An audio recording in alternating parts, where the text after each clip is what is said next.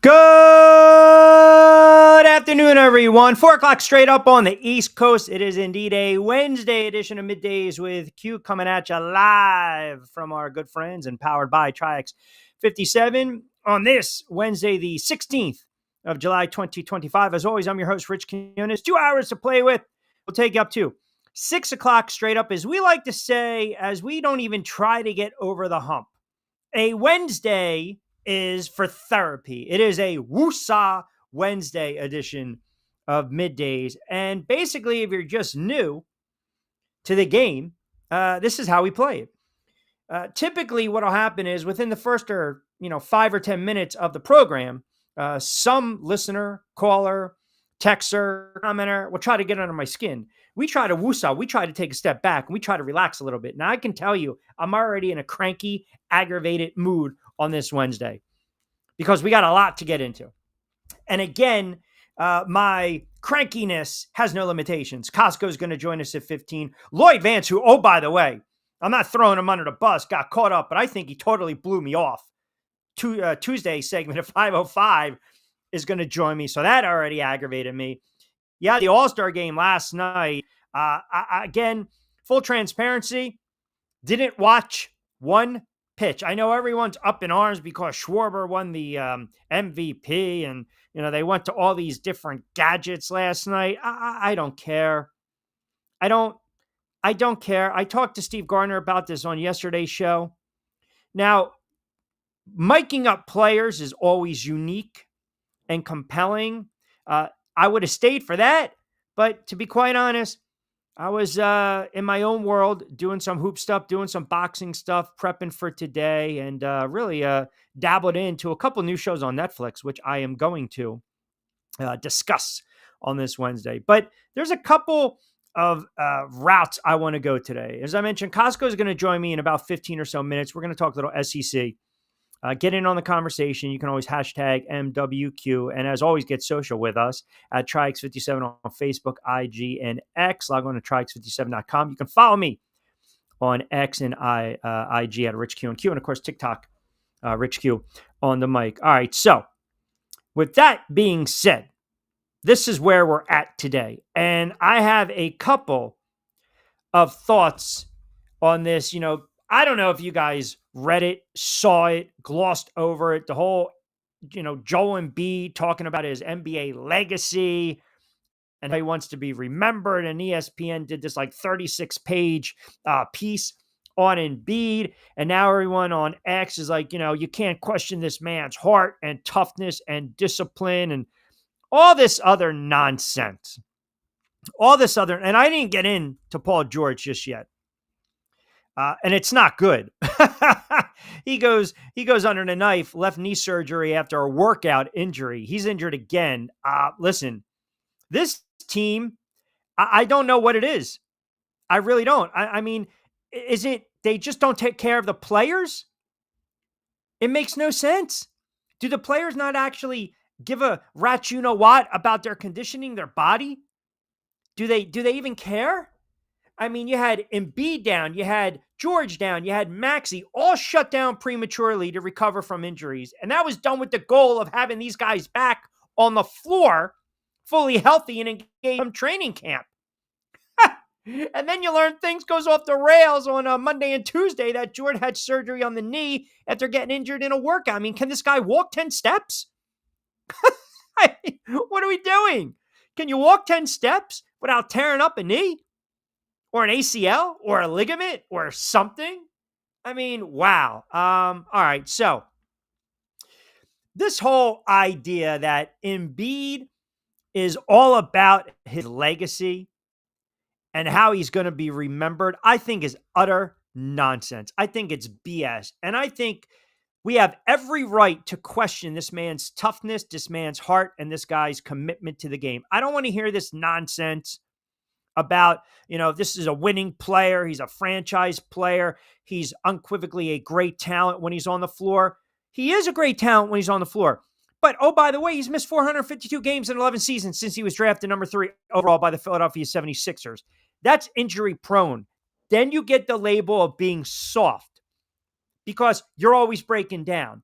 And I know I've had some of these NBA guys, that have covered the team, beat writers and radio guys and media guys, and they probably can't stand listening in right now for me to say this. But he is a soft player, and you have to question the full-on commitment to winning with the Philadelphia 76ers. You just have to. He could be a franchise great. He can be an all-time great. But there's something between the ears, and there's something right here. Right here. I'm telling you right now, he doesn't have it. He just doesn't have it. You can be so good, but you can have zero fight in you, zero dog, zero passion, zero juice, zest for the game. And how about some friggin' heart? Can you play with emotion? Can you play with heart? Can you get up and down the floor? Can you give me 65, 70 friggin' games in a season without falling down the steps and getting hurt? Without trying to go for a rebound and getting hurt? I mean, it's just embarrassing. And now everyone's going to kind of come out and defend him. Why? Because ESPN did a 36-page piece on him? How about peeling back the curtain and looking at this guy's ticker? Because there are some guys that'll fight through pain, fight through adversity. There are some guys that are going to play both ends of the floor. Some guys that aren't going to be front runners. They're going to do whatever the hell it takes to win. And the Sixers, where they've made a mistake, like so many teams make a mistake when they're trying to appease a franchise player, they placate him. They placate him. They let him, again, run amok. Run amok. And please listen to me when I say this. Healthy on the floor, just a dominating player. But more times than not, you don't get that. So you can throw the stats at me, 26-7 before he injured his knee in 2024, averaging 35 a game and 34, compare him with Wilt in 61-62. I don't care. What have you done for me lately? I don't need a microcosm of games. I don't. I really don't. On the floor, engaged, healthy is one thing. Not on the floor, not engaged, healthy, that's another thing. And when you miss close to 500 games in your career, you got to start questioning the availability. You have to question the toughness. You have to question, is the body going to break down? Is it going to continue to break down? So I can't call him an all-time great. I can't do it. I won't do it. Could be, should be, would have been, but he's not. Great player, not an all-time great. And this notion where, it doesn't work out with Simmons, it doesn't work out with James Harden, it's not working out with PG, you got Maxey. It's like every time you turn around, you're trying to placate him to fit, to make the narrative, the agenda you want to push that, this guy can play with anyone, this guy can win with anyone. That's not the case. And it's frustrating as a basketball fan. It would be frustrating, and I'm not a Sixers fan. If I was dealing this with the Knicks, I would feel the same way. If he was on the Knicks, I said this a couple years ago, trade him. Trade him. Oh, you can't trade him. You can't, MVP, you can't move these. Yeah, you can. There's always a way. There is always a way, whether, you're peeling the Band-Aid off and the scab's coming with it, or you're just ripping it off in one motion. There is always a way, period. And there's a reason he has to address, and there's talk about these narratives, because get out of the second round. He played 19 games, and like I said, 23-8, 44% from the floor. Fine. That's great. But if the Sixers, if they have any notion, any hope, any glimmer of hope, where they feel they're going to make a run out of the Eastern Conference, because now all I'm hearing is it is wide open. Wide open in the Eastern Conference. And this is the offseason right now, the NBA. Then this man has to be fully healthy and engaged. And I just don't see it. I don't. And listen, you can work your tail off all you want. Sometimes the body doesn't want to do it. But the injuries, you want to call them, it's not fair. It's part of life. It's not right. Injuries have completely derailed his career, and that happens. And ultimately, don't get out of the second round. Don't get in an Eastern Conference Finals. Don't get to an NBA Finals. Don't win a championship. The little asterisk, it's going to be, what if with a guy like Embiid. So I'm not going to sit here. And again, he's a front runner. He makes excuses. He does. And I read the article. I did. And I got my notes right here. And he's saying, quote, "It's not making excuses when you're hurt every year and everyone knows it's the truth," he says. Now, do you believe if he was 100%, does he have what it takes to have a chance of winning? I think a lot of people believe that because I've shown in the regular season when I was healthy. Yeah, you haven't shown it consistently.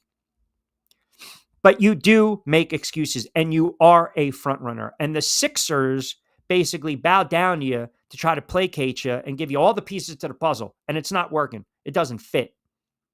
It doesn't. You know, we might sit here in 3, 4, 5 years and talk about some of those athletes that have come through Philadelphia where everyone kind of wanted to hang their hat on and say, this guy's going to be an all-time great. And the what if story, he's right there. He is going to be, again, that what if. And I mentioned this 2 seasons ago. 2 seasons ago. And I mentioned this on these airways. I mentioned it years ago on the radio down the dial as well in our backyard. You've got a player that says certain things, and you started to see the leaks coming out after last season and the prior season. And Jonathan Marshall, who I had on, does a great job covering the NBA, WMUR in Boston, knows the league like the back of his hand. We both said he wants out. He's not happy. And you have these passive-aggressive shots and these passive-aggressive comments. I think he's a front runner. I really do. And I believe the Philadelphia 76ers made a mistake not trading him when he basically started to question how the organization was being run, when he started to question, the surrounding cast, when he started to question the direction of the franchise. And I get it. Probably one of the reasons Harden doesn't want to speak to him, because Harden's like, I got to deal with this nonsense. I told you guys this 2 years ago. Trade him.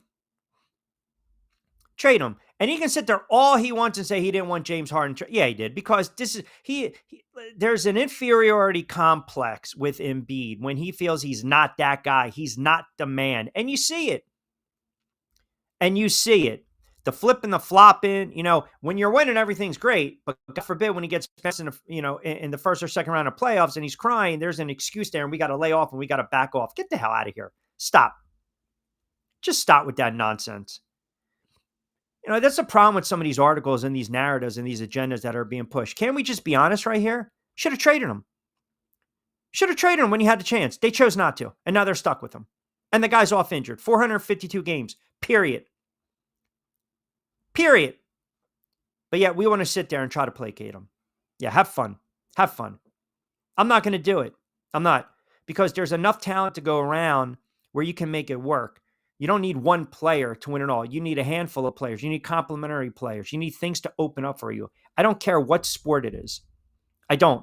If you don't have an offensive line, you can have a Hall of Fame quarterback. He's going to be on his fanny. You can have unbelievable forwards and wings, right? You're talking about the NHL. If you don't have a goalie, you're done. If you don't have pitching in baseball, you're done. NBA, you need a couple players. Yeah, you need a dominating center. Absolutely. But you also need the pieces in place, the role players, the bench, the depth, the guys that are all buying in. You can be a Hall of Fame player, have Hall of Fame talent, and you can have zero heart. And this is what this guy has. He has no friggin' heart. He's all about him. And when it doesn't work out, instead of looking in the mirror like a man does, he looks around and he wants to point the finger and blame somebody. That's not a winning player. That's not. All right, 13 past 4 o'clock hour. I see the Sixer faithful coming in already on me. That's not a problem. We'll take it on a Woosah Wednesday. 13 minutes in, and you guys haven't gotten under skin, so that's a good Wednesday. Quick timeout. We're going to switch gears. We're going to get to your comments. I want to talk some college football, a little SEC. Costco is going to join us in his weekly spot.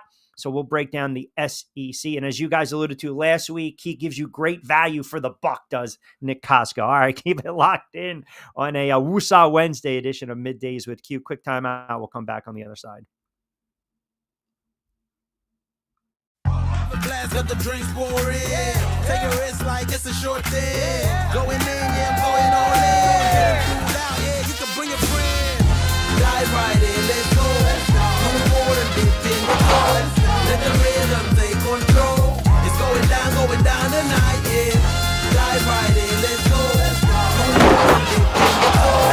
Let the rhythm take control. It's going down tonight, yeah. Dive right in.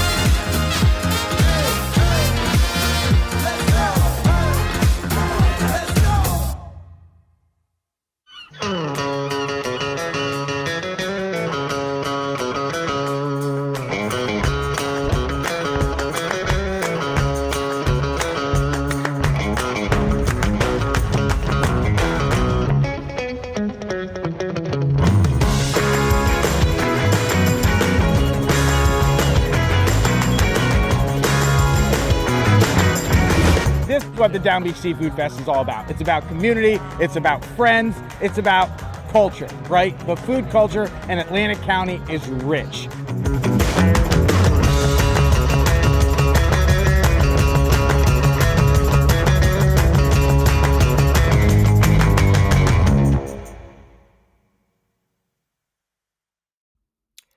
All right, 15 past 4 o'clock hour on what we like to call a Woosah Wednesday edition of Middays with Q. A lot of comments coming in already on the NBA, Embiid. I will rip through them. I see you guys are commenting as well on the YouTube channel. You know I enjoy when you guys comment on the YouTube channel because you're always bringing something to the table, even though some of you guys still have no idea how to read the room. A guy that doesn't know, how to read the room, or if he can read the room, or if he doesn't know how to read the room, but he's dressed. Is that Rutgers or is that there it is, the Rutgers garb on this Wednesday. Our guy does a great job covering college sports. Of course, for On 3 Sports, Nick Costco at Nick Costco 59. And of course, play-by-play voice, Are You Wrestling? Cal Live Athletics. I see you got the Rutgers gear. The check is cash. You got a nice little merch. Do they give you a discount in the store? I'm just curious. No, I think the wrestling gear is pretty much comped year to year. I was gifted 2 polos and a shirt last year, so I was on the good receiving end after media day last November. So hopefully, some good. They actually Rutgers just got their Adidas deal signed up. What was it? I think a month ago. So they were in between vendors, or maybe they're back to. I don't know. Actually, I don't even know what the heck to do. Are they Nike? I actually forget, Q, to be honest with you. But whatever apparel deal they have at this point, I'll take whatever they're going to offer. I believe that they are back to Adidas, though. And before I start spouting off the wrong information, I better check real quick. No, I'm sorry. They're back to Nike. So now I actually am really excited. All right, there you go. That's about 2.5 minutes of the segment. That's friggin' wasted, but that's okay. We love you anyway because there's some of the listeners and commenters. I would like to mention that out of the 2.5 minutes, I think you took up about 90 seconds for that intro.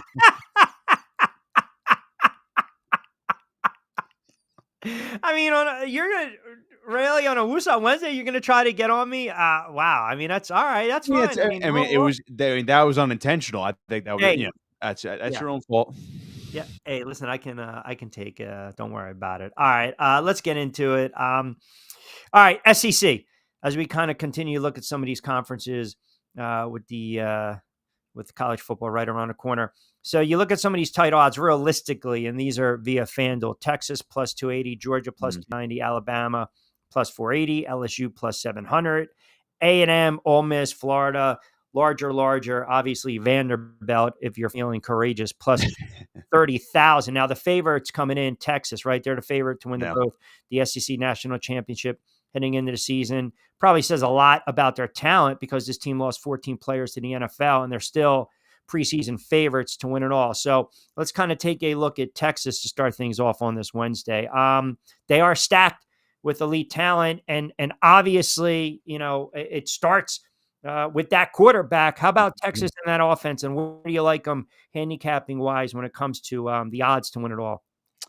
In terms of winning it all, in terms of a national championship, they have to be on the short list for sure. Winning the SEC, same thing. Ironically, Q, it's interesting because, I know there's a conversation pretty much every year, and of course over the last couple of years where, is the SEC the best football conference, or the SEC is so good that's why they should have had all 3 of those 9-3 teams in the playoff last year, which I obviously disagree with. But funny enough, Texas could very well lose the SEC. Let's say, just like last year, they could lose the SEC championship game to a team like Georgia and then be in great position to win the national championship anyway, which I easily foresee this year.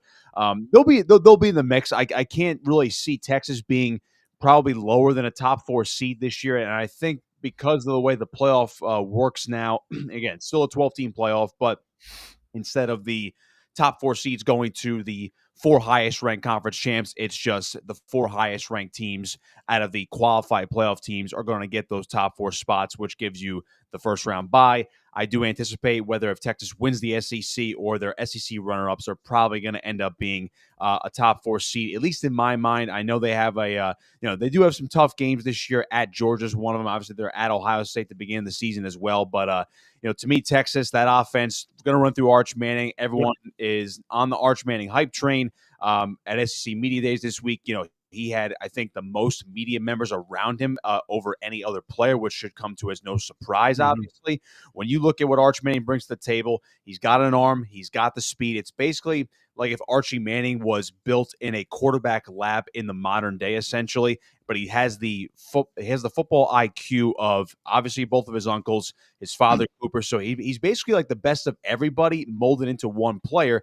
But the thing is, he's only made 2 career starts. Now, is that going to translate to great success on the field? Well, he certainly looks like he can be a great quarterback and the best quarterback in college football and be a future #1 overall pick. But everything's going to run through Arch Manning this year. Now, the way I look at it, Q, I think he's going to be really, really good. Does that mean he's going to be a Hall of Fame quarterback this entire season? Not necessarily, but I think he's going to be very good considering he's got guys like Trey Wisner, CJ Baxter. Those 2 running backs are back in the backfield, junior and sophomore respectively. Ryan Wing was a wide receiver that people need to know if they don't know him already. So, and then the offensive line, I knew that they did some shifting. I believe they have a transfer up front, if I'm not mistaken, or I might be confusing with a different position, but still, I know the offensive line obviously had to shift personnel considering the guys that were just drafted this past spring as well. But that offense will go as far as Arch Manning will take them. He obviously has elite talent around him. And, of course, having a coach like Steve Sarkisian is certainly going to help out. But it seems like everyone's banking on Texas to be the team this year to win the SEC, win it all. Yes, they were really, really good with Quinn Ewers at quarterback, but with 2 years of development and now it's his time to shine, Arch Manning could very well be that X factor in saying, all right, they're going to get over that semifinal hump, get to the title game, and perhaps win their first title in 2 decades. I mean, listen, he's going to get tested pretty early to open up the season, right? They open up against Ohio State. I think that's August 30th. Is he going to be under a microscope every single solitary Saturday?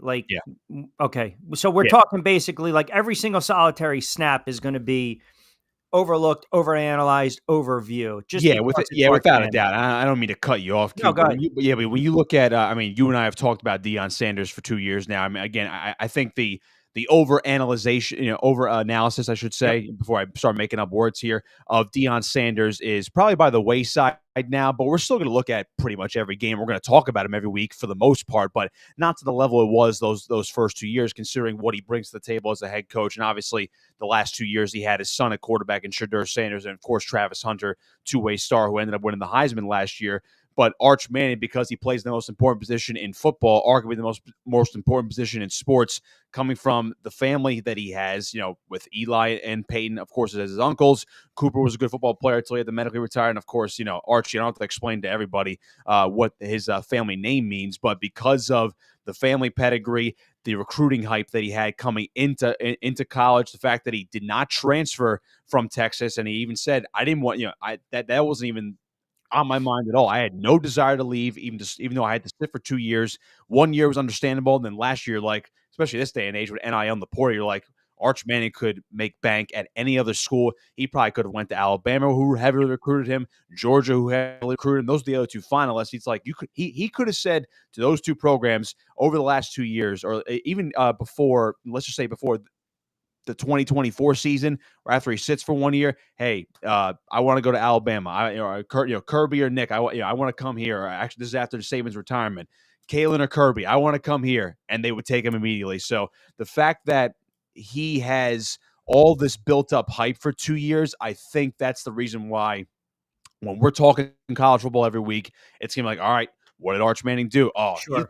He played really well. But did you see those 2 throws that he really Right. Those missed throws are going to cost them in the playoffs in 10 weeks. And yes, the first game being against Ohio State on the road, that game's going to be overanalyzed. That's my point. Right. That's my point. Whether they win or lose, Q, if they win that game, it's like, I don't think anybody's going to get off the Texas is going to win the national title hype train, as well as Arch Manning's going to win the Heisman. I would think, personally, if they win that game on the road, he's probably going to play pretty well, barring something unforeseen. Or if they lose, they're going to say, well, maybe Arch really isn't that guy. You know what I mean? Yeah. Maybe it's not Texas's time, even though it should be. And it's like, maybe they'll never get back to the mountaintop. Yeah, until he comes back and he throws for 350 in 3 straight weeks against San Jose State, UTEP, and then Sam Houston. Then all of a sudden everyone jumps back on it. That's why I think that, that that game that'll be on Fox August 30th. Mhm. That's kind of like, we're highlighting that game. I mean, I think, look, the team that'll push them, it's Georgia to me, right? Yeah. Texas lost twice to Georgia last season. They were favored both times. Now you get this first matchup at home. The two teams meet again on November 15th in Athens. We know about Georgia's talent on both sides of the football. I think their defense is kind of, I don't want to say uh, not so. Their defense is great, but not like it was 2 seasons ago. I still It's almost unfair to say Georgia's defense isn't as on good, that level. but it's the reality because you had what pretty much a combined over the last couple of years. Yeah. To throw a number out there, 15 to 20 guys that are in the NFL right now. I mean, I'm probably over exaggerating a little bit, but when you look at the level that defense was on just a couple of years ago, especially the 2 years they won the national the run title, defense. The run Right. defense. Yeah, That, yes. that was my point. Their run Yeah. defense, they were averaging 80 yards per game. Yeah. 2019, 2022. The last 2 Mm. seasons, they're giving up 114, 130. My Right. issue with them this year, or coming in this year, they allowed 7 teams to go for a $140 plus. So Yeah. last season, which is very uncharacteristic. Now, we always talk about the early schedule, and it really sets up nicely for Georgia. They got 3 SEC road games: Tennessee, Auburn, Mississippi State. Then they play Texas, Alabama at home. I look at them right now, and I know odds-wise it's Texas, but I'm still going to hang my hat on Georgia because I believe their defense will do enough. Yeah, I think it's going to hinge on the defense, and of course, everyone has their questions about Gunnar Stockton at quarterback. And you can look at a Carson Beck who transferred to Miami, and again, he got a big NIL deal as we've discussed over the course of the offseason. Where what does that mean for Miami? And I'm sure we'll dive into that next week or the following week when we're talking ACC football. But Gunnar Stockton got his opportunities last year. Wasn't great, but it's like, what do you expect? Because he had to come in spot duty for the SEC championship game. Then all of a sudden, his first start last year was the college football playoff quarterfinals against the hot Notre Dame team, which basically stifled them with their defense. So it's like, all right, what do you get out of Gunnar Stockton? Yes, they have skill guys. Yes, they have a really good defense. And yes, they probably arguably have the best college football coach currently right now in Kirby Smart. Now, I think there's going to be growing pains a little bit with Gunnar Stockton. Now, they do have a little bit more offensive talent, such as a guy like Zachariah Branch, who transferred in from USC. Very exciting wide receiver, a dynamic guy, very fast wide receiver, also a really good return man as well. So that'll certainly help on the offensive things for Georgia. But to me, they are still a slight step behind Texas. But if you're going to tell me right now on July 16th, if Georgia's going to beat Texas in the SEC championship game and have the inside track to a national title over the Longhorns based on, let's just say, the college football playoff bracket / path, I would not be shocked in the least. I still think those are your 2 top teams in the conference. Then you could talk about like the Alabamas of the world, or maybe an under the radar team like a Florida that could come out of the woodwork because they have a lot of potential, so to speak. But to me, Georgia's a slight step behind that. I think Texas has more of that win now type of stuff, while Georgia's like, yeah, we're going to be competitive. We'll be that 10-11 win team that's going to be somehow under the radar a little bit, just because I think they have less glamour than Texas does right now, and namely that goes back to the quarterback position. Yeah, right. I mean, listen, if he's the real deal, then they should be playing in their 8th SEC championship game in the last 9 season, right? It always comes down to the quarterback. I mean, it's just how it is. Nick Costco, kind enough to join us at Nick Costco 59, does a great job college sports for On 3 Sports, play-by-play, RU Wrestling, of course, Cal Live Sports. He'll join us on Fridays too, football Fridays. We'll talk a little high school in the area. All right, so as we kind of keep going down, you mentioned the aforementioned Crimson Tide at plus 480. It seems though the betting market, Nick, is pretty high on them. Plus 480 to win the SEC.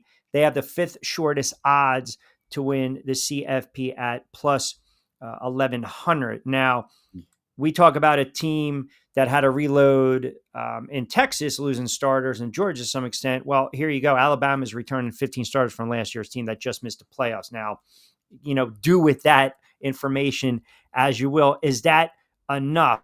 I mean, do you questions with the quarterback, right? They're breaking in a new quarterback. The kid Milroy goes to the NFL. So again, now you're looking maybe about a different offense. Can the defense pick them up? But I did mention those players that are returning. I mean, do we overvalue Alabama because they're Alabama, or you kind of plus 480. Okay, I'll take a flyer on that. I think they're definitely going to have an opportunity to compete against Georgia and Texas. I think we overvalued Alabama last year simply because it was Alabama, and I think people maybe have thought that Kalen DeBoer would have a more seamless transition with the Crimson Tide last year. Now, granted, they did lose some guys via the portal, and namely Caleb Downs, who went to Ohio State. Of course, we know how good he is in the secondary, being a freshman All-American for Alabama. Then, of course, going to Ohio State, helping them win a national title last year, probably going to be a top 10 pick in 2026. So I think when you get a guy like Kalen DeBoer, who led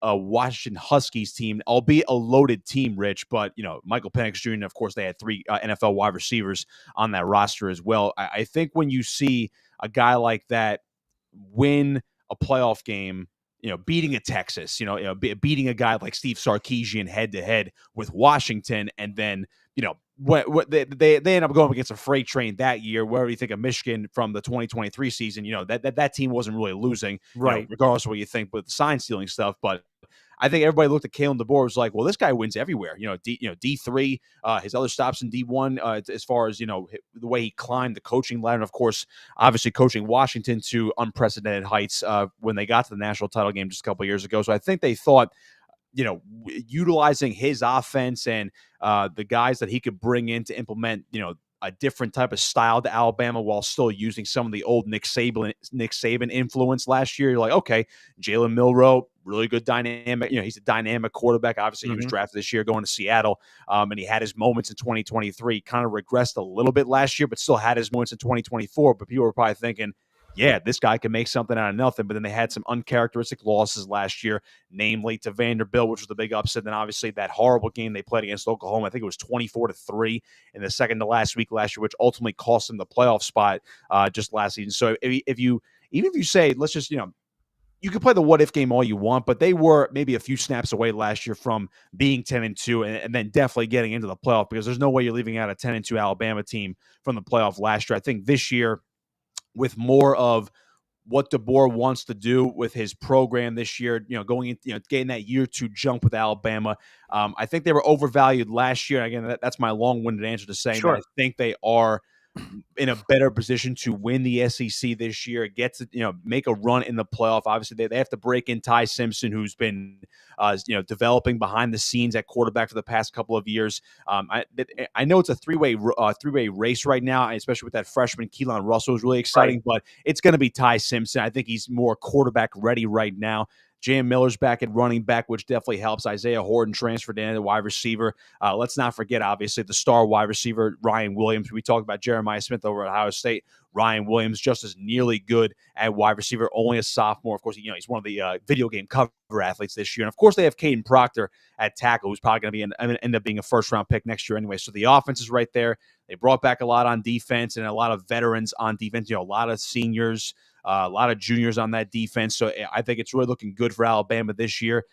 If you're not going to pick Texas or Georgia, I would imagine you're probably going to pick Alabama to win the SEC this year before you start getting into the teams that are like, oh, if they do X, Y, and Z, they could do it. So I think Alabama's firmly in the mix alongside Texas and Georgia for the top of the conference. Yeah, listen, again, without belaboring the point, it goes back to the quarterback position. You got the redshirt junior in Simpson, right? He's going to get the first crack, as you mentioned. And then you got the true freshman 5-star recruit in Russell, who's waiting in the wings. And, I think they're a little overvalued, as you said, in the betting market heading into the season. And I think they're 1 year away of being a serious national championship contender, especially got Russell at the quarterback position. Now, I also believe a team like Florida, I know last season, the sexy sleeper pick, right? Or I should say, actually, people are believing they're the sexy sleeper pick. This season, we know it transpired the last couple of seasons, at plus 1,800. I think people fell in love with how they ended the season. They won a couple games late. I think they won their last 3 or 4. They were averaging about 16, 17-point margin of victory. Just like the other team we just documented, 15 starters. You got the quarterback, DJ Langway. Is this, Napier's most talented team? I mean, do you project this team on paper to be a CFP team? It's very tough to say because you look at their non-conference schedule to open up, Long Island, South Florida. I believe we talked about this maybe about a month ago where, you shouldn't lose these non-conference games this year. Yep. But they also have a tough LSU. schedule again in the SEC because, they have to go to LSU. No easy task right there. And LSU is everyone else's darling in the SEC or dark horse, maybe not even a dark horse at this point, but I think the expectations are a little bit higher than a dark horse for LSU considering Brian Kelly year 4 and obviously Garrett Nussmeier at quarterback. But when you look at Florida, it's like, okay, you would expect them to be 2-0 going into the LSU game. Say if you get by LSU, Rich, and they're 3-0. Oh yeah, turn around. Guess what? You got Miami. I know you don't have to leave the state, but you also have to Yep. play Miami, which is looking like they're going to be an ACC contender again this year and try to get to the playoff.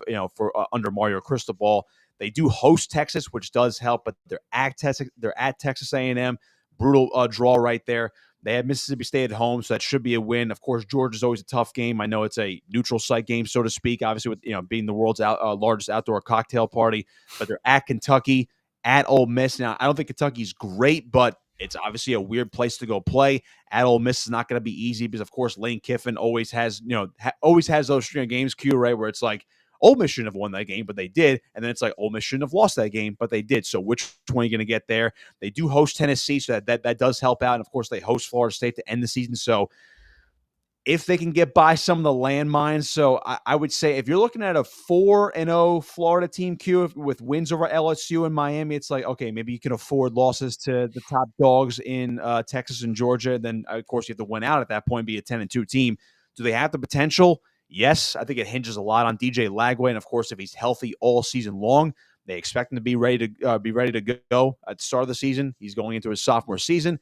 Showed a lot of potential last year. Obviously, had his freshman mistakes last year, but I think Lagway is the real deal. Hopefully, the rest of the program can help elevate him in terms of development. They brought a lot of guys back. The recruiting classes, obviously, with surrounded by Lagway in 2024. And this 2025 class were built primarily around Lagway, giving him that supporting system. I would say Florida's if all goes right for Florida, Q, in terms of their trajectory for what I think they can be, and it's a matter if they are going to do it. They're a year away from national title conversation, top of the SEC conversation. But would it stun me if they won 9 to 10 games this year and snuck into the college football playoff and hypothetically go 9-3, but you lose the right 3 games and they get in the CFP as the 12th seed? Would that shock me? No, I think. Wow. I do think the peak of this team is 9-10 wins in the regular season. Do I think they're going to win 10 games? No. Do I think they're going to win maybe more like 8 or 9? Probably. If they're 9-3 and they have the right wins and the right losses, depends upon the combination and what everyone else is doing. Could I see a 9-3 Florida team being the first 3-loss team getting in? I could, just based on what that schedule brings this year. Yeah, man. That schedule, I mean, it's brutal. It's brutal. Yeah, we can easily sit there and say, Nick, that they're going to compete, right, for a playoff spot, but the schedule is a problem. You just went through it, right? I mean, you got the toughest schedule in the country. It doesn't get any easier this season. You got road games: LSU, Miami, Texas A&M, Ole Miss. You host Texas, Tennessee, Georgia, and Jacksonville. I'm not right now.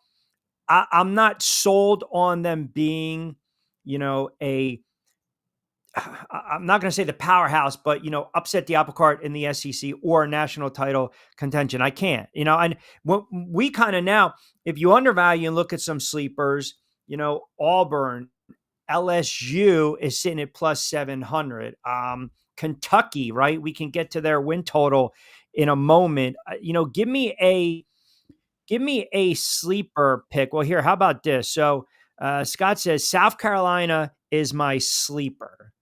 What's your thoughts on South Carolina? They're interesting, and I think they're probably similar to Florida in the sense that it's going to hinge a lot on what Lenore Sellers does at quarterback. He's a freak athlete. And I think I've written that phrase, I don't know, upwards of maybe 50 times over the course of the last 6 months. Talking about referencing back to what South Carolina potentially has at quarterback. He's a freak athlete. He can run you over, he can gun it down the field. He's blazing fast, and he can be accurate, most of the time. The Sellers is a guy who, if you unlock his full potential, yeah, he's probably in the Heisman conversation. South Carolina, to me, similar to last year, where it's like, are they going to come on too late? Are they going to be able to close out some of those tight games? Or can they avoid controversy? I know the LSU loss last year is really bugging the heck out of South Carolina fans from last year. Virginia Tech to open up the season. It's at home, though. They do have 3 straight games at home, and they should be 3-0. Let's just say Virginia Tech. South Carolina State. Then they do have Vanderbilt at Vanderbilt. home. They're at Missouri. Missouri, who knows if they're going to be as good as last year? I don't think so, but at Missouri is a tricky spot to play. I think they would beat a team like Kentucky at home, but they're at LSU. They're at Ole Miss and at Texas A&M later in the year. Then obviously, we talk about that Clemson game from last year, but Clemson at the end of the season, if South Carolina's in position Q where they're somehow 9-2 again, going or around that record going into the end of the year. I know they finished 9-3 with a win over Clemson last year, but if it comes down to a 9-2 South Carolina team playing Clemson at the end of the season, where it's like, all right, if South Carolina wins, they're definitely going to get into the playoff at 10-2. Guess what? I'm going with Clemson this year. I think Clemson is probably one of those national title contender teams that you're going to be talking about there. I think they're the ACC favorite, and of course, we'll dive into the ACC another time. But to me, South Carolina, they need to really get on a big run early to really bank those wins. Namely because they're going to have to go to they have to go to Ole Miss and they have to go to Texas A&M in November. But again, they're going to play Alabama and Oklahoma, but that's going to be at home. So maybe it's maybe breaking right for South Carolina, but until I see it, because of what I saw last year and the outcry of like, oh my God, the schedule they played, they should get in. They deserve to get in, even though they have 3 losses. I think I'm still a little anti-South Carolina right now. I have to wait and see if they're going to be set up in position to get to that 10-win mark by the end of the year. I don't see it. I think they're still more of like a 7-9 win team ultimately by the end of the 2025 regular season. So I'm out on South Carolina right now to win the SEC and make the playoff, but they are I can see why essentially people would say, yeah, that's my sleeper team, but I can't quite go there yet. Yeah, you bring up some interesting points. I just think it's a very tough, it's one of the toughest conferences in football. The schedule makers, they're never favorable with some of these teams. They're just not. I pull it up, Kentucky, we know they've been bad over the last several years. Their win total right now, and again, just from a betting standpoint, I think it's sitting at 4.5 minus 102. So it's a little juice to the over. That's not bad, but it kind of feels like the bottom's about to fall out. I mean, you got a head coach who's on the hot seat. They're 7-18 in the SEC since 2021 Citrus Bowl win, right? And now they're coming off 4-8 campaign. I mean, can this team find a way? I looked at their first couple games: Toledo, Ole Miss, Eastern Michigan, South Carolina, Georgia. If they lose to Toledo, they're losing Ole Miss. Even if they're Eastern Michigan, maybe they win that, then they lose to South Carolina, they get waxed by Georgia. I just don't see it. I think they're due for a very long down year. But with that being said, can you find a path to 5 wins? Find a path to 5 wins. So let's break this down right here. And again, Mark Stoops had his worst year since I believe his first season, I want to say, in 2013. And I know they were 2-10 in his debut season. And yeah, I'm looking at it right now. Yeah, that was their worst win total. If you take, even with the 2020 season, the shortened season into account, they were 5-6 that year. So to me, this season either is a bottoming out of Kentucky, and the Mark Stoops era is going to be over after a decade, or we find that path to 5 or 6 wins, and maybe they sneak into a bowl game. So the way I see it for Kentucky is, ideally, you have wins over Toledo and Eastern Michigan. Those are at home. There's your 2. Yeah, that's 2 right there. You have Ole Miss at home, so I can't totally rule it out. Again, I mentioned the Lane Kiffin games where it's like, how the heck did you lose that one? All right, we'll give them 3. Yeah, let's not forget. And then you're going to give them Tennessee Tech. Yeah, let's not forget with Lane Kiffin, by the way, as a side note. He had Jackson Dart for the last couple of years. Now, Austin Simmons is a freak quarterback. Big lefty, skipped 2 grades in high school, and like he seems like he's going to be like the next real deal type of quarterback for Ole Miss. But it's like, you don't have an established quarterback. You lost a lot of talent. Is Lane Kiffin going to have Ole Miss in position again to win 9 or 10 games like he has over the last couple of years? It's basically a new era, so to speak, of Lane Kiffin's Ole Miss. So I'm not really sure. So maybe that's a game where Kentucky picks them off. But let's just say for argument's sake, they don't win. They only get wins over Toledo and Eastern Michigan.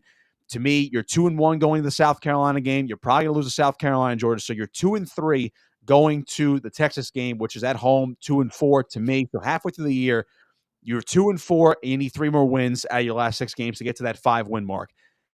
Tennessee, maybe, because that's at home, so maybe we can give them that. Maybe they steal one against Auburn, so that's 4-4 right there. I don't think they're going to beat Florida. 4-5, Tennessee Tech. There's your 5th win.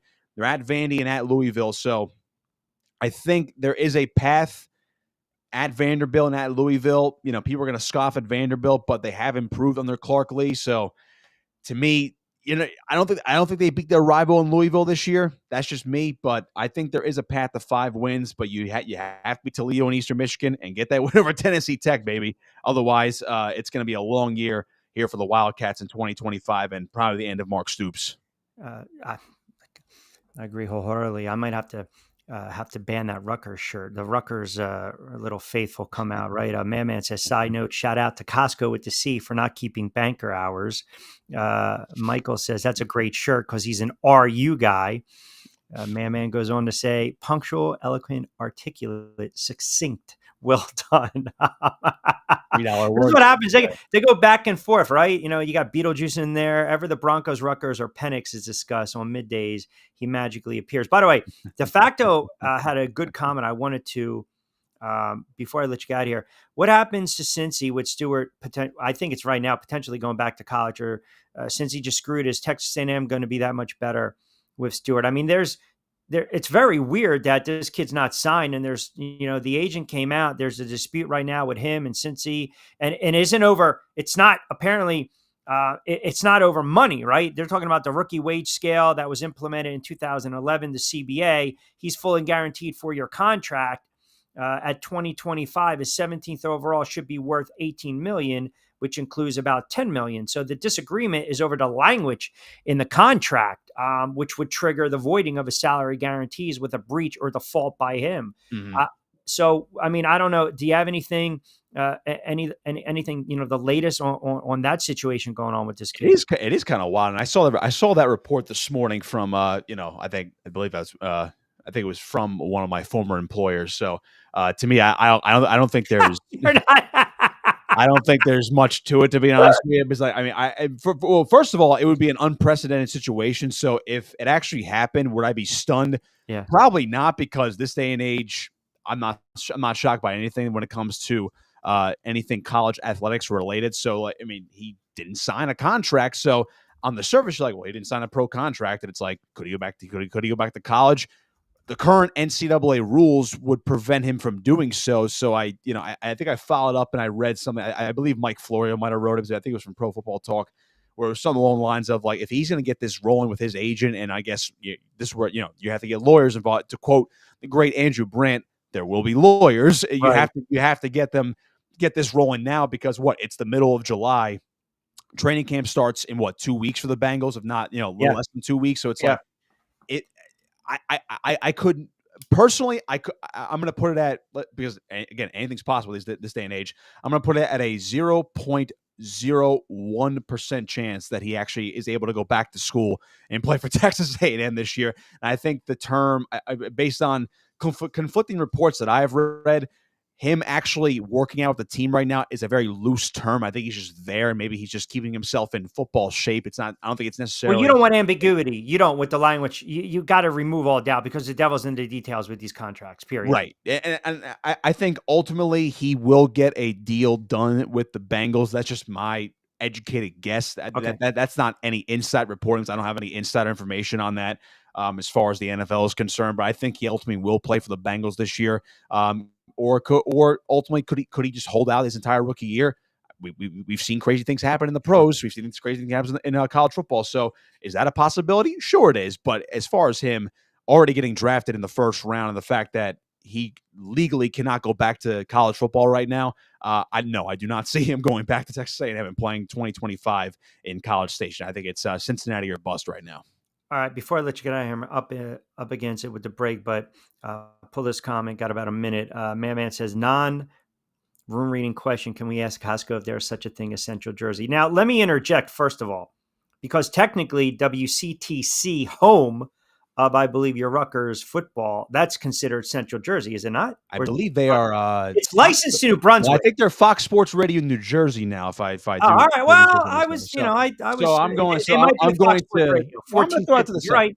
So, what do you got? Break it down. Go ahead. Well, my issue is now I was caught in a bit of a bind earlier this week, because I've always subscribed to the theory that there is no Central Jersey. I'm on record as saying that, especially when it comes to high school sports. there should be no Central Jersey group for the football playoffs. It should be North 1, North 2, South 1, and South 2, just to make things simple for our. But Central is the middle region of the state. I understand that. I'm not from that area. My wife Nor am is. I, but I'm countering your point. My wife is, and I will say she did point out something the other day where I kind of got caught actually on the record. Maybe it was a Freudian slip for all I know. But I had my latest podcast for On3 Wrestling. I had Derek Caldwell on of the CWA, the Championship Wrestling Association, which is a very exciting pro folk style league that's been rising over the last year. That's another story. But because they have a big Jersey and PA presence and also New York presence, they're doing an event in August in Toms River. Okay, where my wife is from, where I have been before, and I have broadcasted in that arena before on the campus of Toms River North High School, the RWJ Barnabas Arena. That's North. I said the Central Jersey area. Now, granted, I said Central Jersey on the record, on the air, so maybe I just backed myself into a corner right there. But I can also make the argument and say, I said to me that means the central area of the state, and I never actually clarified if that meant Central Jersey or not. To me, it's still north and south. But it's north and south. Now, I will say this: the central region, technically, you got Hunterdon, Mercer, Middlesex, and Somerset. You mentioned Toms River, and then you got Jackson. You keep creeping up. Now you're also talking in the Freehold area, which is about 2.5 hours away, right up the expressway. Oh, the turnpike is, Mike Dawn likes to say, on the Parkway. I've always said Trenton's your dividing line. Trenton's right in the smack dab middle of the state. If you actually look at the map, man. Look, this is the way we break it down: north and south. That's it. You cut it, and this is there. There's no Central Dakota. There's no Central Carolina. To be fair, there's north and south. Yeah. To be fair, there's a Central America. But isn't there like a North Carolina Central A&T or North Carolina A&T Central? But I don't want to get into. I mean, that's why it's the same thing when someone says the Jersey Shore. It's the beach. Come on, I'm not doing this. I can't do the Jersey Shore argument now, because to me, when you say Jersey Shore, the first thing I'm thinking of, being from Atlantic County, I'm thinking of Ocean City, Atlantic City, Margate, Wildwood. I'm not thinking of Seaside, where exactly. Fair enough. I did get married in Seaside, so right on the water. So that does. Again, I'm backed into a corner. I got back into a corner on Monday. You're hedging, man. I'm not hedging. I'm saying I got back into a corner. When you say it, hold on a second. Every time you say it, you kind of glance over. Is there someone you got to my wife just did flip me the bird about 2 seconds. If you're not in a safe environment, just blink twice. What if I blink 3 times? I think you can get me off the air.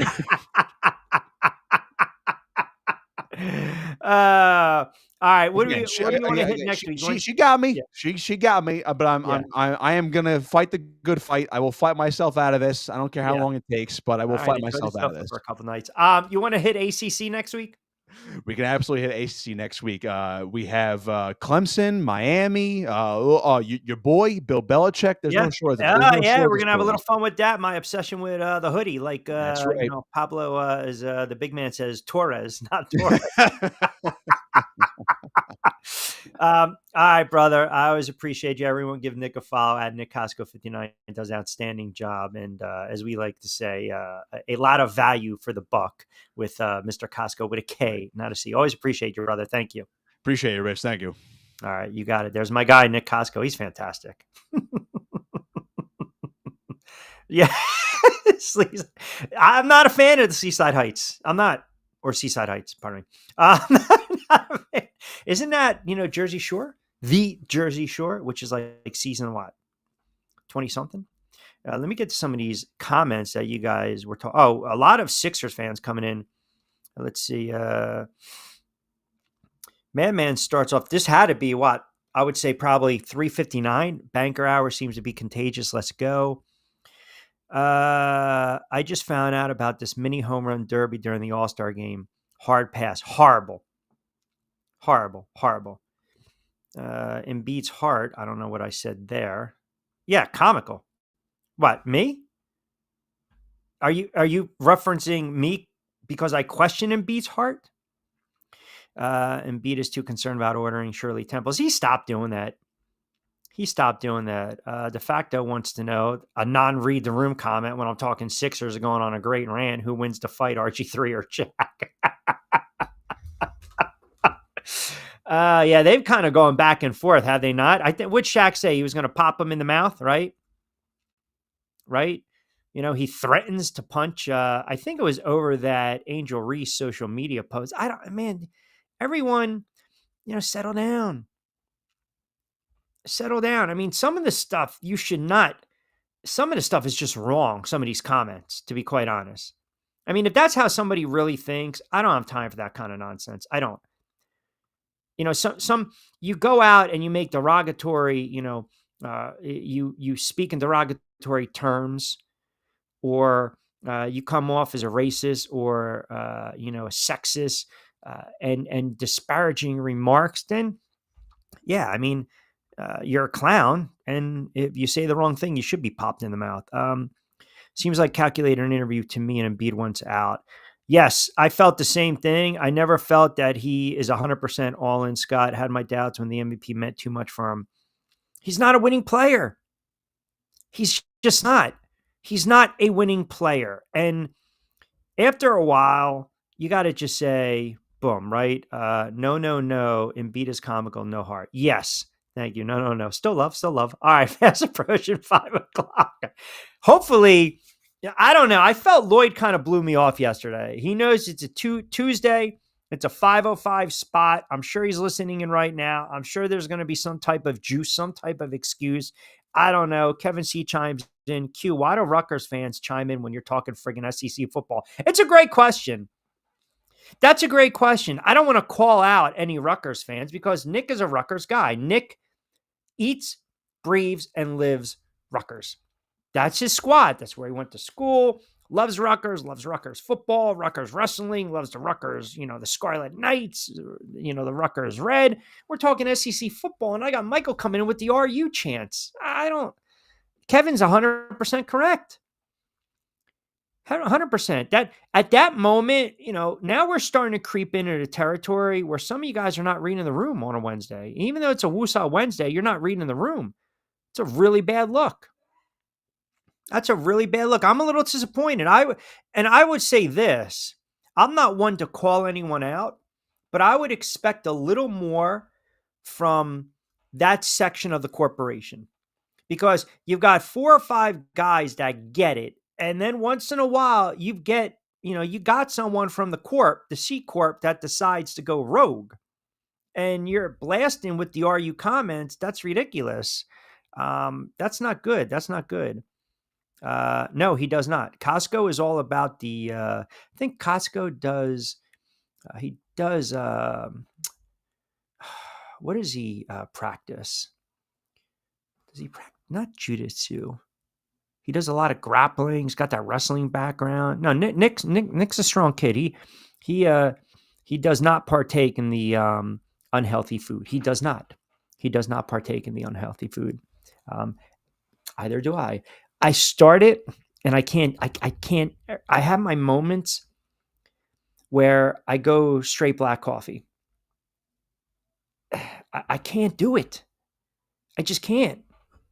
I try it in the morning. You got to have a couple cups, get the early workout in, very early in the morning. We're talking like 5:30ish, get it out of the way. You get the stuff you want out of the way early, but just a straight black coffee, a little cream. It's 5:00. I'm already on 7th cup of fresh roasted, which, oh, by the way, check out the show notes with the picks. Is Lloyd going to talk about your Commanders and their wide receiver drama? I mean, this is utterly ridiculous. You guys got the audacity. Like I said, the audacity. Now you're telling me how to control the show. You're telling me how to do the show. That's exactly what the facto was saying. I'm sure we will mention what's going on in Washington. Oh my goodness. Even when you're in the middle of Vegas on a 117-degree day. So good. Yeah. Don't they say, I read somewhere, is this an old wives' tale? If you drink, right? If you drink that hot coffee on a hot day, it cools down. It does something with your body temperature. And you wanted to name the Tuesday show after de facto. I wasn't going to name the show. It was just going to be like a, well, I don't call it like show naming rights. There's a price to be had with that. But yeah, I guess you're right. I mean, I'm going to have to come up with something else, because the fact that I was getting ready to call it a Read the Room Tuesday, that's a horrible job by me. And, you can, if it's a man up, Manolo, Lunes, Mentioso, Monday edition of Middays, I would have been called out for it. 100%.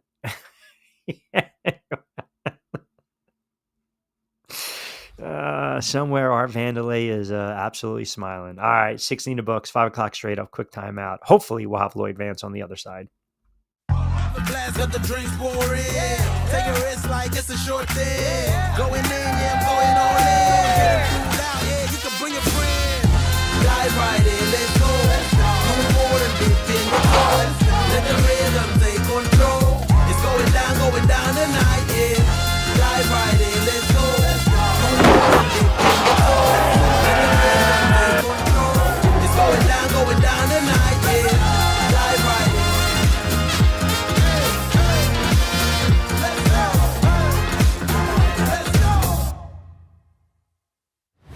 Hidden in an abandoned campground in South Jersey lies a mystical encounter with brews and spirits, where bonfires burn, shadows dance, and flavor favors the bold.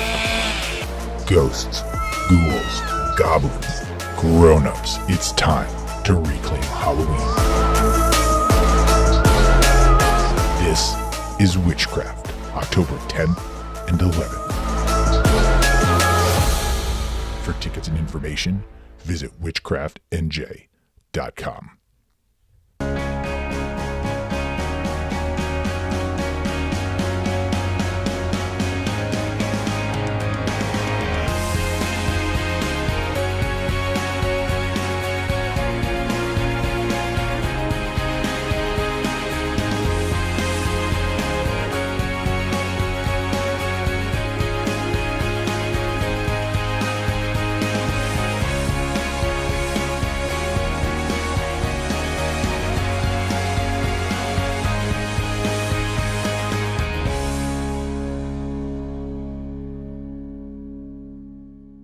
Hi, I'm Bruce Pascoe. I'm very fortunate. Years ago, I found something that I genuinely like to do, and it's something that helps other people. What I do is help people transition from traditional health insurance into Medicare. I've been doing it here in Atlantic County for more than 20 years. If you're getting ready for Medicare, call me for a free consultation. 609-484-9800.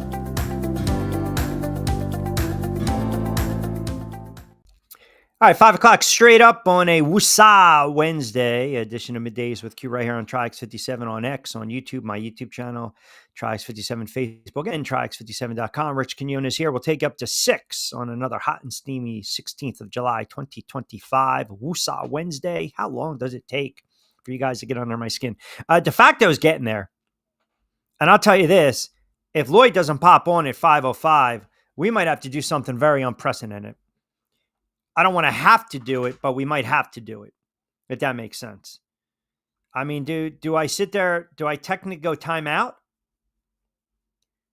I don't want to. I know stuff happens. I know guys get tied up and life happens, and I'm okay with that. I mean, Jonathan Marshall's taking his baby to the doctors. Jonathan Marshall's calling me in the car when his wife's driving. Let me get to somebody's comments. Oh, well, let's see if, I mean, I'm hoping, like I said, I'm hoping Lloyd pops up. He shows up because I said, we don't want to have to call him out on the air. And I see you guys already. You guys already with the comments. I'm gonna bring him up, and then as I said, we'll see. Well, you know what? We'll bring them up, but I think ultimately, to be fair, there's always a reason. There's always a method behind the madness, as we like to say. Sometimes we get held up. Sometimes, things just, we just have to, we get tied up, and that's okay. And I'm okay with that. And I understand that happened to a guy that has been with me on the air for a long, long time. And I think I just lost him. I'm going to have to pull him up again. So this is what I'm going to do. I'm going to hit the break, and then we're going to get Lloyd up because I know he's here. Hi, I'm Bruce Pascoe. I'm very fortunate. Years ago, I found something that I genuinely like to do, and it's something that helps other people. What I do is help people transition from traditional health insurance into Medicare. I've been doing it here in Atlantic County for more than 20 years. If you're getting ready for Medicare, call me for a free consultation. 609-484-9800. How about that? We get Bruce to get we bang out another 30-second on my guy Bruce for a couple moments. All right. So listen, before I technically welcome you, and I just want you to know. Oh, here we go. I see the comment. Hey, no. Listen. I'm just all I'm saying. I'm not throwing you under the bus at all. We know with. Let me see. De facto says, is Lloyd going to talk about your Commanders and the wide receiver drama, which we are going to. Hold on a second. Madman chimes in as we welcome in Lloyd Vance, host of Lloyd Vance's Football on SR 1029 FM The Game. I can't wait to hear Lloyd's excuse. Probably got held up at the counter of the bank on Whitehorse Pike trying to leave the bank early. See, people don't like the banker hours, Lloyd, and I tried to defend you, and I said, you know what? Lloyd the banker hours. Get out of here with all that stuff. Q, the last time you went rogue, you left a man in the green room ring the bell, Lloyd. Oh, yeah. But did I tell you what happened last week? So yeah. I told Angel, jump on Friday, right? And I told him 5:05. Lloyd, hand to God, I kid you not, this poor sap was just hanging out in the queue room for about 45 minutes. I had no idea that he logged on. And he was just... You did that to Angel. That's terrible, man. I can't help it. So, but with that being said, all right. So Lloyd Vance, kind enough to join us, host of Lloyd Vance's Insider Football every Monday at 8 o'clock on SR 1029 FM The Game. Jehovah's Witnesses. You guys are too much. All right. So let's get into it. A couple things. Did you hear the comments? I guess Sirianni gave a little pushback on the agenda, the perception, the narrative that Jalen Hurts was carried by the offense and Saquon and the offensive line. I mean, there's nothing wrong with admitting that you have a great ground game to help carry you, right? I mean, is this just say, hey, you got a quarterback, a Super Bowl winning quarterback, an MVP, a Super Bowl winning head coach, and the head coach is going to go back to the player because there are some people that still think the quarterback is not on that level just yet. Yeah, it's something we talked about a lot on my show on Monday, and it's like the disrespect to Jalen Hurts is just kind of ridiculous. And kudos to Sirianni for kind of sticking up for his guy. These lists, they're just to cause debate. That's all they are. When you look at some of the guys that were ahead of them, I mean, Justin Herbert and even Stafford, Goff. I mean, it's just ridiculous. Yes, we can all probably agree that Mahomes, Allen, Jackson, maybe even Burrow are ahead of him. But, you got to give some respect to the quarterback that won the Super Bowl, was the MVP in the game. He played very well in that game. Outdueled Patrick Mahomes, who's number one, and just go from there. But he's a winner, you know what I mean? And the good thing about Hurts is he doesn't have those rabbit ears. Quarterbacks that I knew in the past, they hear these things, they take it to heart. You know what I mean? And McNabb was the worst. McNabb was the worst. I was kind of alluding to that, and he just he puts his head down. He's going to go to work, and I'm sure he'll be at training camp. I think they're reporting July 22nd. And he'll be ready to work. So it's a lot of talk. I know some fans get offended, and there's all this Eagles hate sometimes out there, but he's a winner. I mean, he just dominated in that game. And yes, it's not textbook in terms of you got to include his running. You know what I mean? 100%. And his rushing touchdowns. Yeah. You got to include that in his package. So I say he's in the top 6 or so, but they shouldn't have ranked him behind Goff and Herbert. But they're, like I said, I think Chris Sims just has this personal, I'm not going to say vendetta, but agenda. There are some guys former players that just have certain agendas towards other players, especially quarterbacks, like quarterback on quarterback crime, because this kid's already done more than a guy like Sims or an RG3, have done in three careers, right? I mean, so it gets annoying after a while.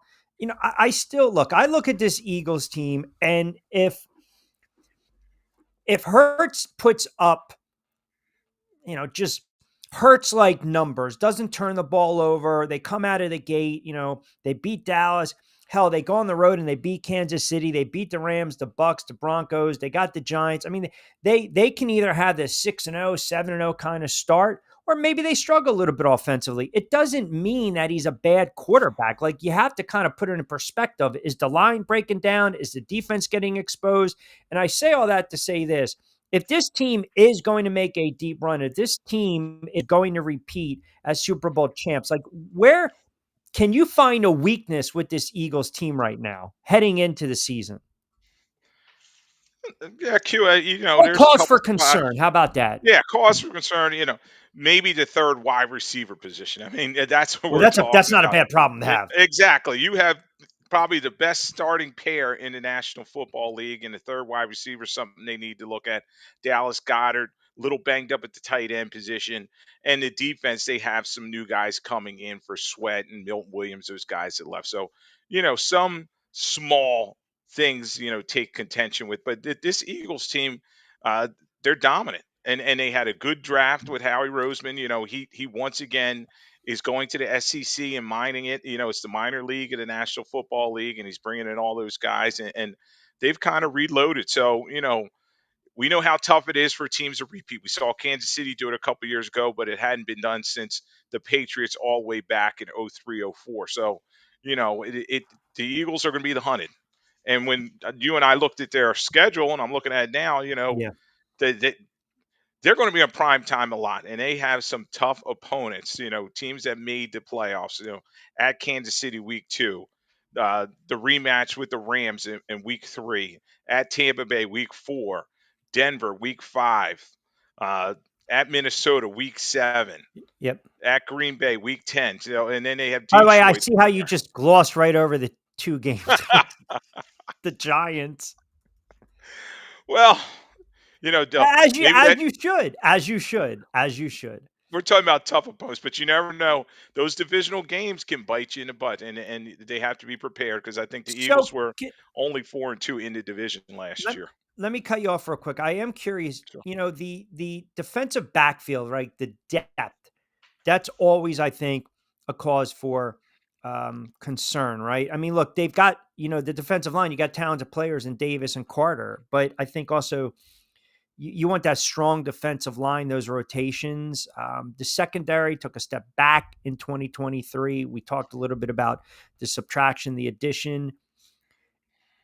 I know we don't talk about it a lot, but look, man, the backup quarterback, if Hurts goes down, they're in trouble. I mean, they're in trouble, period. They just, are they good enough where you have a guy like McKee come in for a couple of games? It's, you would think, because that's how balanced of a team they are. But I'm not trying to nitpick and find these big time holes. I've gone on record saying I don't see why this team should not get back to the playoffs.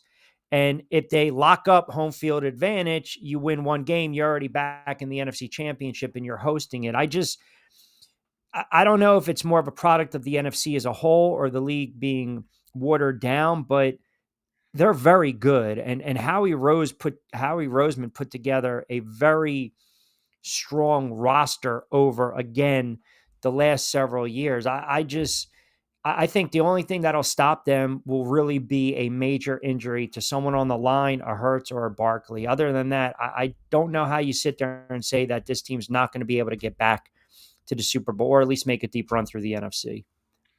Yeah, Q, I'd have to agree with you. And when I look at this roster for the Eagles, I think they're going to win the division, and they'll be the first repeat winner in the NFC East for almost 20 some years. So Yeah. it's a situation where they're loaded, particularly offense. The right guard position, yes, they got to find someone to step in there, whether it's Pryor, whether it's Steen. They brought over Kendall Lamb, but they're returning that offensive line, and that you pointed out, it's one of the best in the National Football League. The secondary, Avante Max goes to the Detroit Lions, but maybe it's time for Kelly Ringo to finally step up there.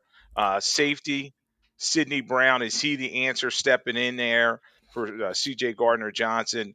They still have Reed Blankenship. Quinn Mitchell is there as well, and then Cooper DeJean. So a lot of return pieces for this team. And you're right. They lost some players, but I think they've replaced them well. Guys like Kenneth Gainwell's been replaced by A.J. Dillon coming in the door. But injuries are going to be a huge factor for them, and they can't be complacent. Q, that's what a lot of championship teams do. Of course. They get this glide. And, it's a little scary when you see them doing all the appearances. But that comes doing with the rubber territory. chicken You know circus. that. And they can't. Right, and they're going to get their rings on July 18th, this Friday. So, but they got to put that season behind them after that. They cannot believe the hype. They got to be ready to play. And as I talked about earlier, they're the hunted, and this schedule is going to be pretty tough. Yeah, and look, and God forbid you lose Hurts for a week or two. I mean, or 3. You're still running the football with Saquon Barkley. I mean, let's just be honest. It is whether you got a viable option, the backup. The Kid McKee and spot duties. De facto says our guy Seth Joyner has 100% confidence in him. Replacing Beckham, sure, that's certainly an issue as well. I look at teams that are dominant through the regular season and they have dominating runs in the postseason, and then they just blow out a team in the Super Bowl. It's almost like anticlimactic, right? Because it's okay. Now, what can you do to duplicate that? But I believe if they make another run, and now you're talking about a franchise that's gone to 4 Super Bowls, because we have to include a couple years ago, in the span of 7, 8, 9 years, that's like almost like a mini dynasty. Like if they were to get back and go back to back and go to 3 Super Bowls in 4 years, they're on the verge, the cusp of something really special. Because when they won that first Super Bowl with Foles, what did everyone say? It's a making of a dynasty. And then they came back down to life in a tough loss in the playoffs against the Saints when, to this day, everyone says, okay, if Alshon Jeffrey catches that ball, maybe it's a different story. But my point is, in the NFC, there's the Eagles, and then I would say Detroit, Washington. But then other than that, I'm not as high on the Rams as others, as you might be per se. I don't believe in Minnesota because of the young kid. I need to watch him play. Green Bay, I'm not sold on. Tampa, I think, is a product of a bad division. And then you look at the NFC West, and I've maintained, even though I've been criticized for saying it, if San Fran is healthy and we get a glimpse of San Fran like they were a couple years ago, they should win the West. Point being is, I don't really see the 2 biggest threats for the Eagles, I believe, coming out of the NFC are going to be either Detroit or Washington. And we saw what they did to Washington at home in the NFC Championship, because that game was over 3 plays in when Saquon pretty much goes for that long touchdown. But it's also, a season of experience under their belt for Washington. So I'll ask you, before we get to Commanders, the 2 or 3 biggest threats coming out of the NFC for the Eagles are who? Yeah, it's going to be interesting, Q, because somebody's going to jump up from the stack. But I definitely think it starts in their division. Washington has done a lot. Everybody's expecting maybe a slump from Jane Daniels in his second season, but I'm just not sure of it. The offensive line, they bring over Larry Tunsil. They got to figure out the thing with McLaren, but Washington is definitely going to be better. Dallas, they have talent. I know they spend a lot of money in this, but they have some talent. They're going to compete as well. The North is going to be interesting, Q, because I think the Vikings may take a step back. I'm just not sure Because of the J.J. quarterback. Yeah, if he's ready to step up and be the guy. Packers with Jordan Love, they were only 1-5 in their division, so they're kind of, you wonder about them. And the Lions, is their window closing? But I think the Lions will be in the mix. In the South, you look at the Buccaneers coming out of there. That division, there's some very bad teams in there with the Panthers and the Saints. And then out west, they always beat each other up. So right now, I'd have to say maybe the Rams, but who knows if the Niners get healthy? I have a lot of talent on that roster. Is this situation in Washington going to get resolved here, or are you just going to have a disgruntled wide receiver that is going to push for a trade, or he's just going to hold out until he gets a contract extension. Yeah, Peters, the general manager there, and Joshua Harris, the owner, they're going to have to figure something out. I tend to believe as you get closer to training camp, as training camp starts, if the fines start factoring in, that may change McLaren's stance. Yes, he wants to get the type of money that Jefferson and Jamar Chase have gotten, but is he really that ilk? And he's under contract, so we always talk about the team has the leverage here, and they may try to wait him out. So there's a good portion of training camp he may hold in or whatever, and they'll probably work something out, maybe slide some money forward. But I'm not sure about that big extension coming his way. De facto says your boy B. Mitch and the fans are now calling McLaren a diva after he did a press conference after he filmed a commercial for the shadiest car dealership in the DMV. Maybe we'll get him to, sponsor Middays with Q. Let me know, the DM me that dealership name. Will you in contact? Listen, players, they feel they're always undervalued and underpaid. It doesn't matter, if you're a wide receiver, a running back, a quarterback. It's just the nature of the NFL. It's the nature of sports. I understand his stance. I get it. And I understand why he's frustrated. But I will say this. Everyone wants to get on him and they want to get on the player. Okay. If I'm Adam Peters, I pay him because the more you ignore this kid, he's going to get more pissed off. And now all of a sudden you got teammates looking around and they're like, wait a second. Like, you want to avoid that mutiny. I'm not siding with the player. What I'm basically saying is at this moment, find a common ground, like have the conversation, right? Pick up the phone, meet together. Now, this guy's done a really good job since he's come on as GM. He was the right man. You clean house, you turn around the franchise, you get out of that culture. But again, man, I'm telling you, from what I'm hearing, he's actually under fire because of how he's handling this contract situation. And the wide receivers, you're allowed to talk about your contract or your unhappiness with the media because they're going to ask these questions. And I get it.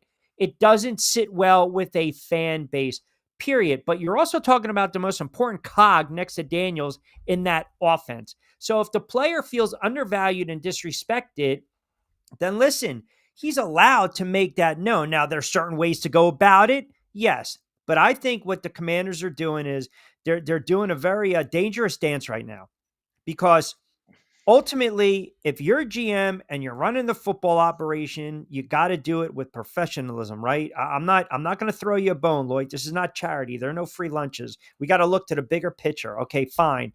But I feel like pick up the phone, sit this kid down, figure out with his agent what's going to work, what's not. And then if you can't come to a happy medium, because no negotiations, you and I don't walk away both satisfied. And it's like, all right, it is what it is.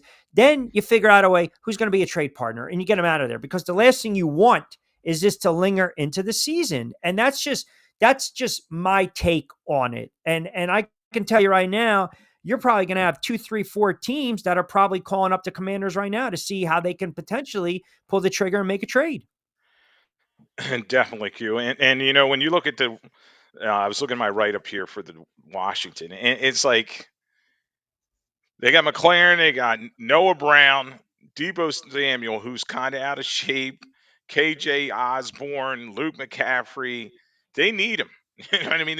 They brought in Jalen Lane in the 4th round of this year's draft, but they need a number 1 receiver. This is a passing league first and around the National Football League. So yeah, he's kind of got some leverage, and maybe he should stay the course, him and his agent, and kind of say, okay, Peters, figure something out here, and we saw this last year with Jamar Chase. He went to camp and kind of held in, he didn't hold out, so he didn't get the fine, but he kind of tweaked. Yeah, but it's not normal. He's saying, and I pulled it up because I wanted to talk about it for the segment, and I see a couple of guys commenting, and Salim on X is a diehard Washington fan, says the same thing that De Facto says. He says, Q, what the hell do you want him to do? No one's called this kid in over a month. Like, if that's the case, if he revealed that no one from the organization has spoken to him for over a month regarding a new deal, then to me, my gut says at this moment, he's holding out of training camp or he's going to force their hand. And you've got a GM that did everything right for 16, 17, 18 months. They came out of the gate. They surprised everyone. They were the feel-good story. You have an all-world quarterback in Daniels. No one expected them to make the run that they did. Well, maybe yours truly, but they get to the NFC Championship. So for 16, 17, 18 months, new regime, he's doing everything he needs to do. Now you got to get your hands dirty. You cannot ignore one of your best players and have this kind of, I hate to call it a pissing match right now, in a standstill. You can't, because now the fan base who's backing the player are going to start going after the GM. And then if everything goes to hell with this team and they have a setback, a 6-11 where they could have won 11 or 12 games and kept this kid happy and made another run in the playoffs, that falls on the GM. I'm sorry. That falls on the GM. And he's the architect of the house now. So if it falls apart, it's going to come. It's going to come on him. And as you were saying, last year, magic carpet ride for them. They scored 28.5 points per game, one of the best in the NFL. And you just can't expect that again, especially if you're not going to have your number one receiver in the mix. So, the other pieces, Zach Ertz, long in the tooth, Austin Eckler, a little long in the tooth. They're putting a lot on Jaden Daniels. I mean, Yeah. if they're going to send him out there without McLaurin. So you're right. They need to work this out. Peters needs to be working the phone because, you can't pay everybody. And Larry Tunsil does have a big price tag coming over from Houston, but he's a key piece for what they do. Of He's course. the number one target for him. Yeah, Zach Ertz gets some catches, but his yak, he catches it and he falls down. So, if you want the big play, you got to beat teams over the top. They're going to need McLaurin, and they're going to have to figure this thing out. Let me see. Kyle in Delaware chimes in. Q is a Washington fan, back in the day, a Redskins fan. They always had these issues with star players and their holdouts. I say at this point, if the kid doesn't show up, try to force his hand and trade him. I don't think it's that easy sometimes. Like, we think, okay. I was talking about the Embiid situation in the NBA and the Sixers, and I did make the comment, there's always a way. And maybe it's a little loose of me to say that, but in this situation, you also have to think it's apples and oranges. You're talking about a team that, let's smoke and mirrors, try to compete in the Eastern Conference that's always injury prone, to a team in the NFL that sees a window of opportunity, a young team on the rise, and the window is there to potentially make another run deep into the playoffs and keep ascending. So you want to keep all those pieces in place. So to the commenter's comment, which I appreciate, I think it's easier said than done. And I think more times than not, we've seen these standstills happen, but we've also seen players miss a couple weeks of the season, a la Emmitt Smith, missing the first two games. And then Dallas realizes we can't win without this guy. And they bring him in, they pay him, and they win the Super Bowl. Now, I believe if you take away arguably the team's best offensive weapon next to the quarterback, it cripples that offense. And it's going to put entirely too much pressure on Jaden Daniels and have the mentality of, I have to be Superman. I have to go out and I've got to make every throw. I've got to break every tackle. The RPO's got to be there. I've got to pick up 17 on 3rd and 6. I got to do it with my legs. That's not fair. And that's where I bring it back to the GM, like, figure out common ground here, because without him in the lineup, their offense is going to suffer. And as you pointed out, they're not averaging 28 points. They're just not. Yeah, and the key guy is Cliff Kingsbury, their offense coordinator. He needs to go in there and bang the table and say, you know what, this is my guy. I need him. We can't get it done without him. Yes, there's been other examples we've seen where teams said, okay, receiver, let him hold out, and we can kind of move forward without him. But with their running game not being dynamic and they're relying on their quarterback with his legs, it's a recipe for disaster. He's kind of slight in build. Last year, you saw Jaden Daniels get banged up with that rib injury. Why not? They started fixing that offensive line, bringing in Kazame and bringing over Tunsil and Debo. I'm not sure what he has at this stage in his career, so they need to have McLaurin out there to help him and it'll open everything up for all the other players on this offense. So maybe Kingsbury goes in there, Quinn, and they need to persuade Peters. Listen, and lastly on this, in my experience, in your experience, when we were covering the league and we're covering some of these players and players that were not happy with some of their contracts, it's clear that there's a number. A number has been thrown out. You and I, listening audience, we don't know what that number is. But again, they're not in the same ballpark, not even in the same church. We like to say right church, wrong pew. And you got veterans reporting in what? Another week to 20 seconds. So to me, that's eye-opening. And when you have a all-world, all-pro, Pro Bowl caliber, all-pro receiver come out and say, I haven't even heard from the organization, he's not going to make that up. He's not, because if he makes that up, then all of a sudden the GM or the head coach or the PR, someone's going to spin it and they're going to come out and they're going to refute that claim. So I think it's a situation where if they don't resolve this, it's potentially going to derail the season, and in a season which I think they could really made some noise. That's just kind of my last closing point on that. Yeah, Q, and early on they have some winnable games. They have Giants week 1, and then at Green Bay, Vegas, at Atlanta, and then the Chargers. And it may be a situation where see how the team performs with or without him. You know what I mean? And they're going to use that. But he's, I know his agent is probably saying, get it done. He's worth it. Yeah, he's not going to get Jamar Chase, Justin Jefferson type money, but he needs to be slotted in there kind of around Amon-Ra St. Brown, kind of making over, 30 some $million per season. Why not get it done and not have this hanging over your head going into the season? Because it doesn't take a lot, Q, for a team to have a bad start. And we know 0-2 is probably a death sentence. We didn't see any teams last year make it from 0-2, and 0-3 is even worse, once you start that way. So we'll see what Washington does there, but it's going to be a soap opera. Yeah, this guy coming on the air telling me about 0-2, 0-3 death sentence starts. I mean, which Sorry, buddy. 5:30. 0-5, 0-6. I mean, hell, the season's over before Halloween. Oh my God, what are you doing to me? 5:32 on a Wednesday edition of Middays with Q. Rich Quinones here. We're live on Triax57, of course, YouTube X and their Facebook page, my YouTube channel, as well. Lloyd Vance, kind enough to join us. Lloyd Vance, host of Lloyd Vance's Insider Football. Give him a follow at Lloyd Vance. You hear him every Monday, 8 to 9 on SR 1029 FM. The Game joins me during the week. And of course, we'll be firing back up, back your play as well. How about, speaking of back in the play and paying players, the Jets, you got the wide receiver, you got Wilson, you got Gardner locking those guys up. Breece Hall's probably looking around saying, all right. Wilson, I think, is an exceptional wide receiver. Does his production drop off with Justin Fields as the starter?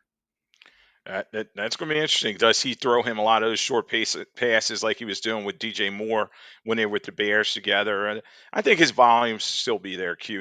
He's their main target for them. They've been trying to figure out the tight end position for some time. They don't really have a tight end that catches a lot of passes. Obviously, about Hall and the other running backs there. But, yeah, I think Wilson's production will be where he'll get 100 catches this season. And Fields, though, he's got to make sure he protects the football. In Pittsburgh, he did a good job in terms of cutting down on his interceptions. He can't force the pass. And I think you're going to do a lot of RPOs with him. Yeah, because it was a Woosah Wednesday, Madman settles the waters. Yes, 2007 Giants, 0-2. They lost to the Cowboys. Green Bay, they gave up 35, 31. And then what happens? They go down to DC. Goal line stop. 4 downs. I don't know what the hell Washington was thinking, but they ran it with Betts late, and Antonio Pierce made the stop, and then boom, 6-2, and the rest, as they say, is history. 93 Cowboys as well. That's when they didn't have Emmett. Emmett. Yeah, there've been some good examples there. Yeah, sure. You don't. It's a whole, and you don't want to do it. Just ask the Bengals the last couple seasons. That last year 0-3 didn't make it. 2019 0-3 didn't make it. It just makes it an uphill battle because you spiral. You spiral, Yeah. right? I mean, imagine if this kid's not out there, right? If this kid's not out there, and if they lose week 1 to the Giants. They go on the road again. I'm talking about Washington. They go on the road against Green Bay. Let's just say they lose that game. Now all of a sudden you're 0-2. You got to come back. You got to get to 500. You beat the Raiders, you beat the Falcons, but then you lose to the Chargers. And then you have that game against the Bears that are probably salivating a game they lost. So if they're 2-4 after 6, I'm telling you right now, and like I said, I got guys chiming in saying you got to be nuts. You're going to sit there and say that McLaren doesn't have a right to be mad about his contract talks. Why not? If you feel you're undervalued and you're underpaid, now I'm all for honoring the contract per se. I get it. But if you look at the market value of some of these wide receivers, his talent is right up there. So I don't know, man. I told you this. I stopped worrying about what the players are getting paid and what they're not getting paid years ago. Yeah, and the NFL's tough because we know the collective bargaining agreement's in place, and the union's not very strong, and they have to acquiesce to the owners and everything. And yes, you'd say, okay, honor the contract that you're given, but remember, football contracts really are not guaranteed. They're basically a series of 1-year contracts. Yep. Yeah, the guys get signing bonus and guarantees, but the teams walk away from these guys all the time. So you can't, you know these guys need to get their money when they can. So this is McLaren's opportunity. We'll see how it works in training camp. I tend to think before the third preseason game, which is kind of a joke now. I think they'll have the roster in place, and McLaren will have they'll slide some money forward, or maybe give it an extension. But it's going to be a couple contentious couple weeks here. So we just mentioned that the Jets signed, they locked up Wilson, Sauce Gardner. So now you got a cornerback with a record-setting contract, 4 years, 120, man. Do you remember? I mean, I can't recall. And look, someone mentioned the other day, he doesn't have a lot of picks. And I'm like, well, that's because they don't throw. They don't test them. They did the same thing with Revis. They lock down corners. That's the money that they command, man. You're a left tackle, an edge rusher, a lockdown corner. These are like prime positions to get paid in the NFL, obviously, aside from the quarterback. Right, and they're sliding around there. They're going to pay these guys, the receivers, the left tackle, as you said, and it's it's all about passing. So you got to protect the quarterback, and you got to have guys that rush the quarterback. They're going to get a lot of money, and Roseman's done a good job identifying for the Eagles, young players coming off their rookie deals, right before their rookie deal's done, giving them an extension. And that's kind of what you're seeing the Jets doing in this case. And, Sauce Gardner, yeah, he doesn't have a lot of picks, but he can shut guys down. And their defense kind of was hamstrung last year because, let's face it, their offense just was not getting the job done. So I think that's a good signing for them. Garrett Wilson, obviously, another one of the great Ohio State receivers. I think he's going to have an even bigger year this year. Did you see the comments by Belichick, who really doesn't come out and make comments about Kraft or the Pats, but basically Kraft, this is kind of Kraft said, he took a big risk by hiring Belichick back in 1999. So remember, that was, Belichick was, dancing around with the Jets. And then Belichick comes out and says, as I told Robert multiple times through the years, I took a big risk by taking the New England Patriots head coaching job. Belichick told ESPN in response to questions, I already had an opportunity to be head coach of the Jets, but the ownership situation was unstable. And, I remember like when he was kind of dancing around and, wrote it on the napkin and here we go. I mean, maybe listen, the courses of two franchises get changed ultimately, but the irony is even without that hiring of Belichick with the Jets and being on the sidelines, the franchises were altered when Mo Lewis knocked out Drew Bledsoe.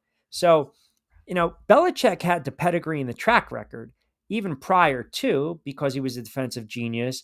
He had a little cup of coffee with Cleveland. I think they won 10 and 11 games one season. But I find it interesting, like now all of a sudden, I'm not going to say that rift, but, these passive aggressive little shots here, because I think deep down, Kraft won't admit it, but I don't think either man liked the way it kind of ended, right? Because it was almost I'm not going to compare it to like the Andy Reid in Philly, almost compare it to like Coughlin in New York, where it's we're not pushing you out the door, but we're pushing you out the door. Like anyone that's smart can see exactly what's going on. Hence Coughlin walking right past Mara during the presser after winning 2 friggin' Super Bowls for the Giants. Like, I feel as though maybe both of them kind of regret it. And if they could have done it again, who knows? Maybe he's still the coach of New England. I find it very interesting that, a little pettiness right now. Yeah, and he just got stale in New England. Q. It was time for him.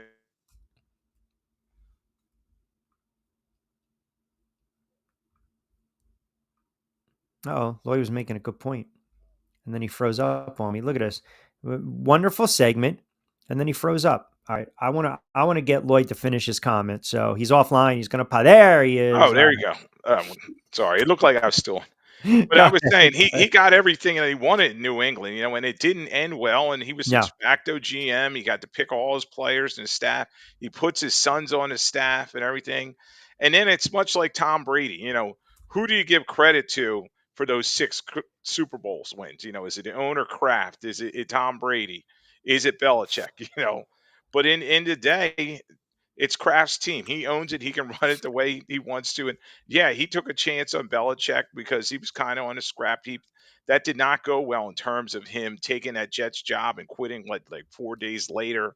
And it was just an ugly situation. So he gave him his shot and he made well for him. But as it came, a 20-year mark or so, it was time for him to go. And now he's at North Carolina. We'll see how he's going to end up there. But the game kind of passed him by, and then you start saying, okay, was it Tom Brady? You know what I mean? Was he that leader on the field? You think the game has passed him by?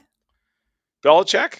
Yeah. Some of the decisions that he was making at the end of his stop there with the Patriots to say, yeah. You're talking about from a GM standpoint? Yeah, in terms of players he cut and some of his drafting record was terrible. They couldn't get any receivers. You know what I mean? That's one of the problems. Yeah. And they just couldn't get over the hump after a certain point, after Tom Brady, and then they had that rift there. I find it funny that Belichick had 2 stints as coach of the Jets without ever coaching a game. Remember, you go back to 97, he was an assistant under Parcells. Parcells they loved each other, even though they couldn't stand each other. So with the Giants and then New England, and he's named the Jets interim head coach. And then the Jets and Parcells are trying to negotiate the compensation to release Parcells from his contract with the Patriots, allow him to coach the Jets. And then what was it, like a week or two later, the Pats and the Jets, they basically came out with this agreement that allowed Parcells to coach the Jets, and Belichick became the team's assistant head coach and defensive coordinator. So the big tuna, Parcells steps down after 99, and he basically already arranged for Belichick to succeed him, but Belichick was the Jets head coach for only 1 day because then he turned around. What was it? The presser. I think he mentioned that he resigned. I think it was on a napkin. I resigned as head coach of the New York Jets, right? And then it was like a half an hour speech explaining. It was bizarre. It was absolutely bizarre because then they turned around and that's when you had the Pete Carroll situation. I mean, I've never in my life, that whole thing. It's classic Jet Belichick kind of NFL, just a goofiness. And I will say this too. I think ultimately you sit there and say, the chicken or the egg with these guys. It worked with all of them because Kraft gave Belichick, he empowered him with so much power because Belichick's a control freak. He built his roster, his team, and he had the perfect quarterback for it in Tom Brady. So to me, it's not, well, if you take this guy away, it all evened out is what I'm trying to say. Like, it's very rare you have that type of run in the NFL. It is. I mean, that's a run that is a dominant run. And as you mentioned, sometimes the act wears thin. I mean, look, Jerry Jones and Jimmy Johnson towards the end were at each other's throat. People will sit there and say, and I might the year wrong. What was it? 95, the Switzer year. That was a Jones team, if you think about it, right? But yeah, they still, yep. Yeah, but these guys have to build these teams up, and you got to have the players in place. And sometimes the GMs give power, to the head coach and they kind of back off. And I think that was the case with New England because you already knew coming in that Belichick is such a control freak. But I'll push back a little. I don't necessarily think the game has passed him by. Stale is accurate. I still maintain one season at best in Carolina, and then he tries to come back in the NFL. No, I do kind of agree with you that somebody is going to give him an opportunity after a season in Carolina. If he, not even if he does well, there's going to. I always think maybe the Cowboys. I always thought that would be a marriage, him and Jerry Jones, and Schottenheimer kind of already is on shaky footing there with the Cowboys, but somebody would definitely give him the opportunity. But the thing is, Belichick's going to not want to have that whole kit and caboodle where he's the GM, where he's calling the plays, running the defense, where he's in charge of everything. So it's going to be interesting to see how this shakes out. But yeah, you got to give credit to all three in Yeah. terms of and they were a dynasty, and at that snapshot in time, they were perfect, much like Bill Walsh and his Niners. But sometimes you got to tear it down and rebuild it, and that's kind of where New England is right now. Yeah, Scott says separation felt like Dick and Ryan breakup. And remember, that Super Bowl where they dominated New England, that Bears squad, right? That 85 Chicago Bears team that went 15-1. Our only loss was Monday night against Miami. They carried off Ditka and they carried off Ryan, Yep. right?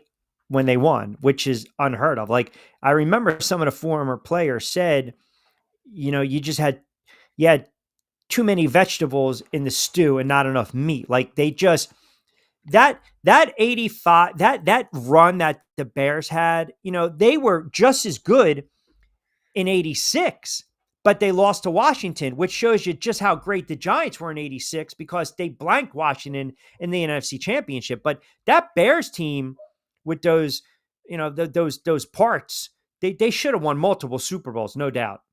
Yeah,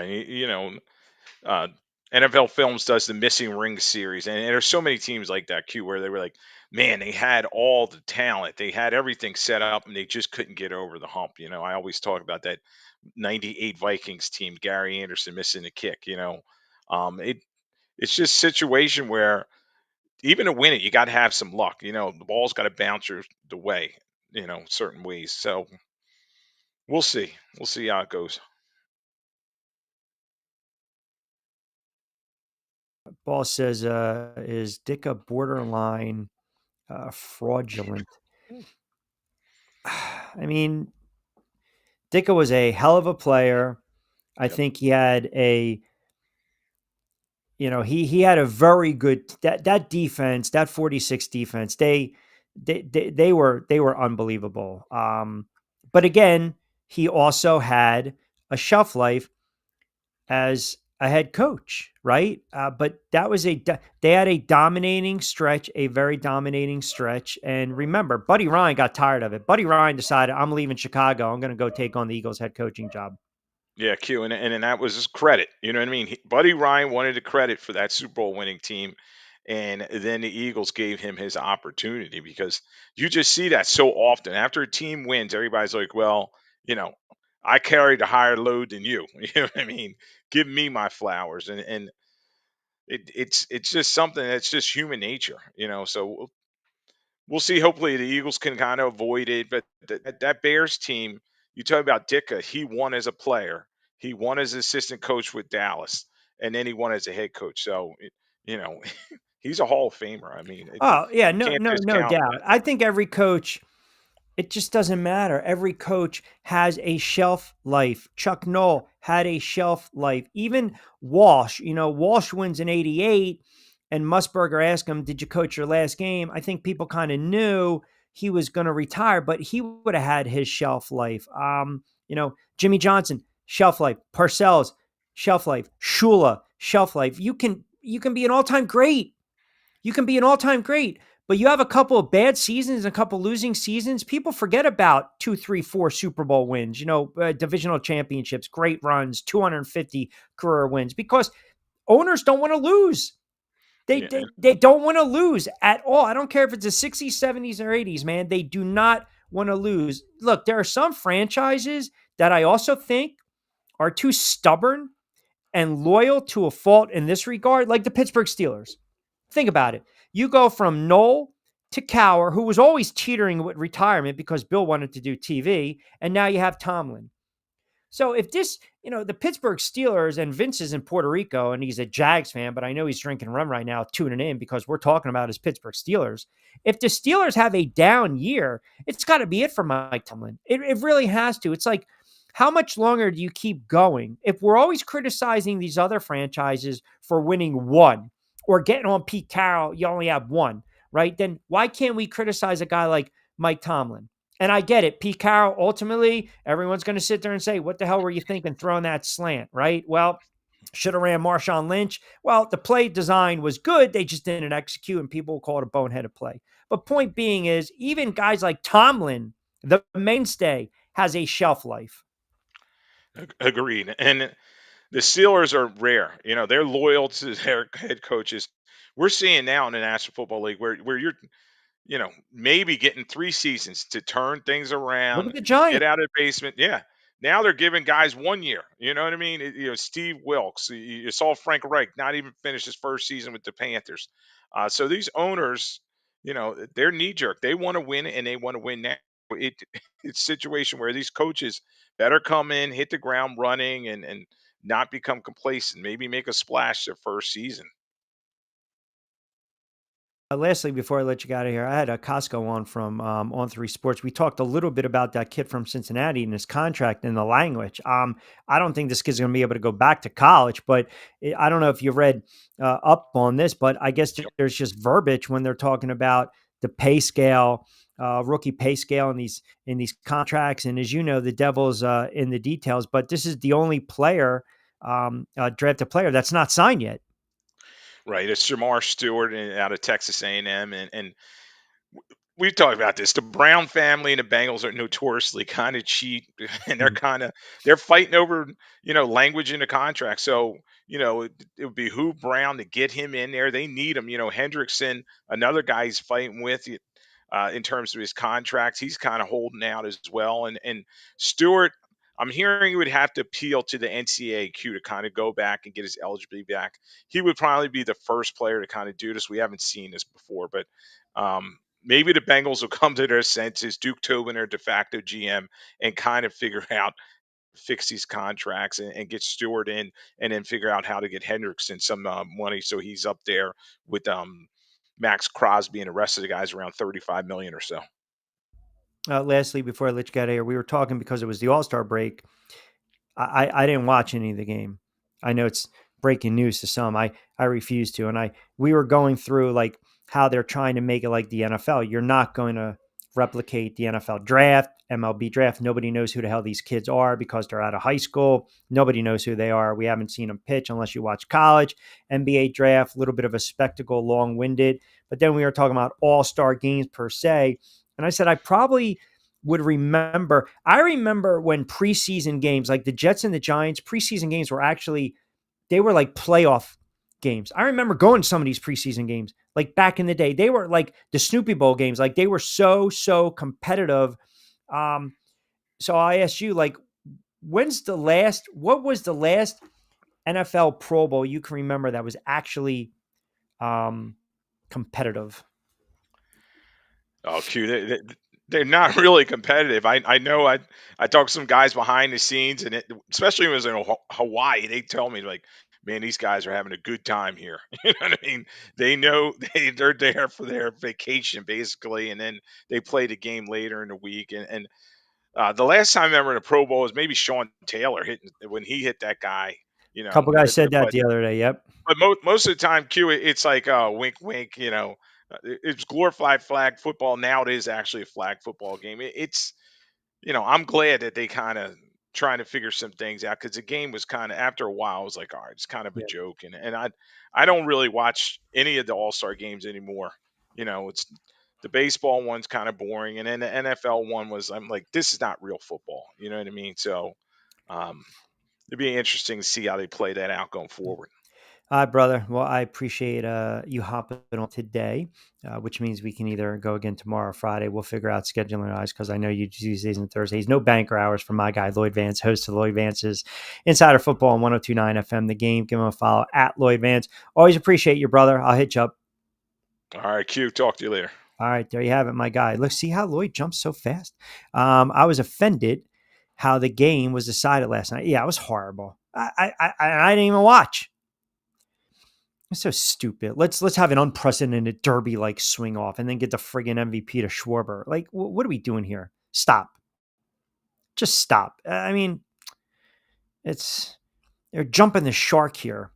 It's exactly what you're doing, jumping the shark. Take a look at 70 preseason games. Those were War's first as the merged league. Oh, but remember too, they used to have like 4, 5. I think there was one time 6 preseason games. I went to see the new Superman movie last night instead of All-Star Game. The movie was meh. I heard mixed reviews. Go back to Hawaii, bring back the quarterback challenge, 40-yard dash, running back drills. How about with the wide world of sports, the battle of the network stars? Yes, 6 preseason games, which was unbelievable.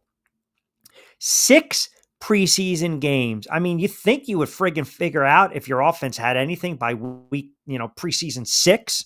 They're going to eventually scrap it. They are. QB challenge for sure. Remember they used to, what was that? They used to throw it at the spinning thing. Remember that? The doink, doink. They just fire that off. What was this spinning thing? Kyle Rote Jr. was a stud on those network. Ball 316. Unbelievable. Al Michaels used to host those too. He used to host those along with, who is the guy? What's his name? Kaplan. Remember from Welcome Back, Kotter? Big time poker player. He was always headlining those squads. Yes, the ink on the nose of the football. That's right. The little dust, right? Little fairy dust, little cocaine hitting that thing. You nail it from 40-something yards out. Yeah. Let me squeeze in one or two. Sixer fan 6 chimes in. Tired of you trashing Embiid. The Knicks still suck. Cat's soft, not Embiid. I don't know. Sounds like that was written from a 6-year-old, but okay. Embiid's soft, and they're never going to win Embiid. So I kind of stand by those comments. It does really sound like that comment is from a 6-year-old, but be that as it may. All right. It's a Woosah Wednesday. How about this? We almost got through Woosah Wednesday. I got a little perturbed with the Embiid conversation. So I think, semi-rant, if you will. And then I thought the madman, his comment was apropos because I almost made the grave mistake of naming Tuesdays a Read the Room Tuesday. Oh, quickly. I mentioned No Plays today. We're going to get back in the saddle later in the week, some NBA and baseball. I mentioned a new show I've been watching. It's not new, but it's an older show on Netflix, and I started watching it called Sneaky Pete. It's not bad. I'm like 3 episodes in season 1. Giovanni Ribisi, a very good actor. He's a con man. It's not a bad show. So I'm not binging Money Heist, as you guys like to say, my Spanish dramas. I ran through 176 of my Turkish dramas. Oh, Amazon Prime original. Good show. There we go. I gave up on From. I quit Manifest because of you guys. You bullied me into quitting those shows. I thought From got stale. Maybe the monsters ate them. I don't know. Manifest, I don't care about the callings or the awakenings. I watched The Waterfront, which was like a little bit of Ozark-ish, but not as good. Nobody 2 is coming out in August. I can't wait to see that. That's fantastic. That's the Better Call Saul actor. He's incredible. He's very, very good. But I like Slippery Pete or Sneaky Pete, whatever. I like it. It's not bad. All right. So let's close it out. If you don't keep Read the Room Tuesday, I will see. That's what I'm saying. That's horrible. If you don't keep Read the Room Tuesday, I will say that now. Then you're going to get banned. I will make that decision right now. You will get banned. Period. Quarterback on Netflix going to be great. Stick on Apple is good. All right, good stuff from Costco, Lloyd Vance, you guys out there as well. We'll talk a little more about these shows tomorrow. Fast approaching 6 o'clock. As always, don't forget, get social with us at Triax57.com, Facebook, IG. Follow me, as always, at Rich Q on Q. Slick is great. Recommended to Q already. He ignored me. No, I did not. I just read it off. I got 6 o'clock. We got to hit the top of the hour. We have a hard out, as we like to say, on a Woosah Wednesday. Everyone have a wonderful, good Wednesday. Enjoy the games tonight. WNBA, baseball, midpoint. We'll get into that. We will get into that on Friday with the plays. As always, be safe. Be sound. We will be back in the saddle tomorrow from 4 to 6. And as we like to always say, hasta luego, buen día.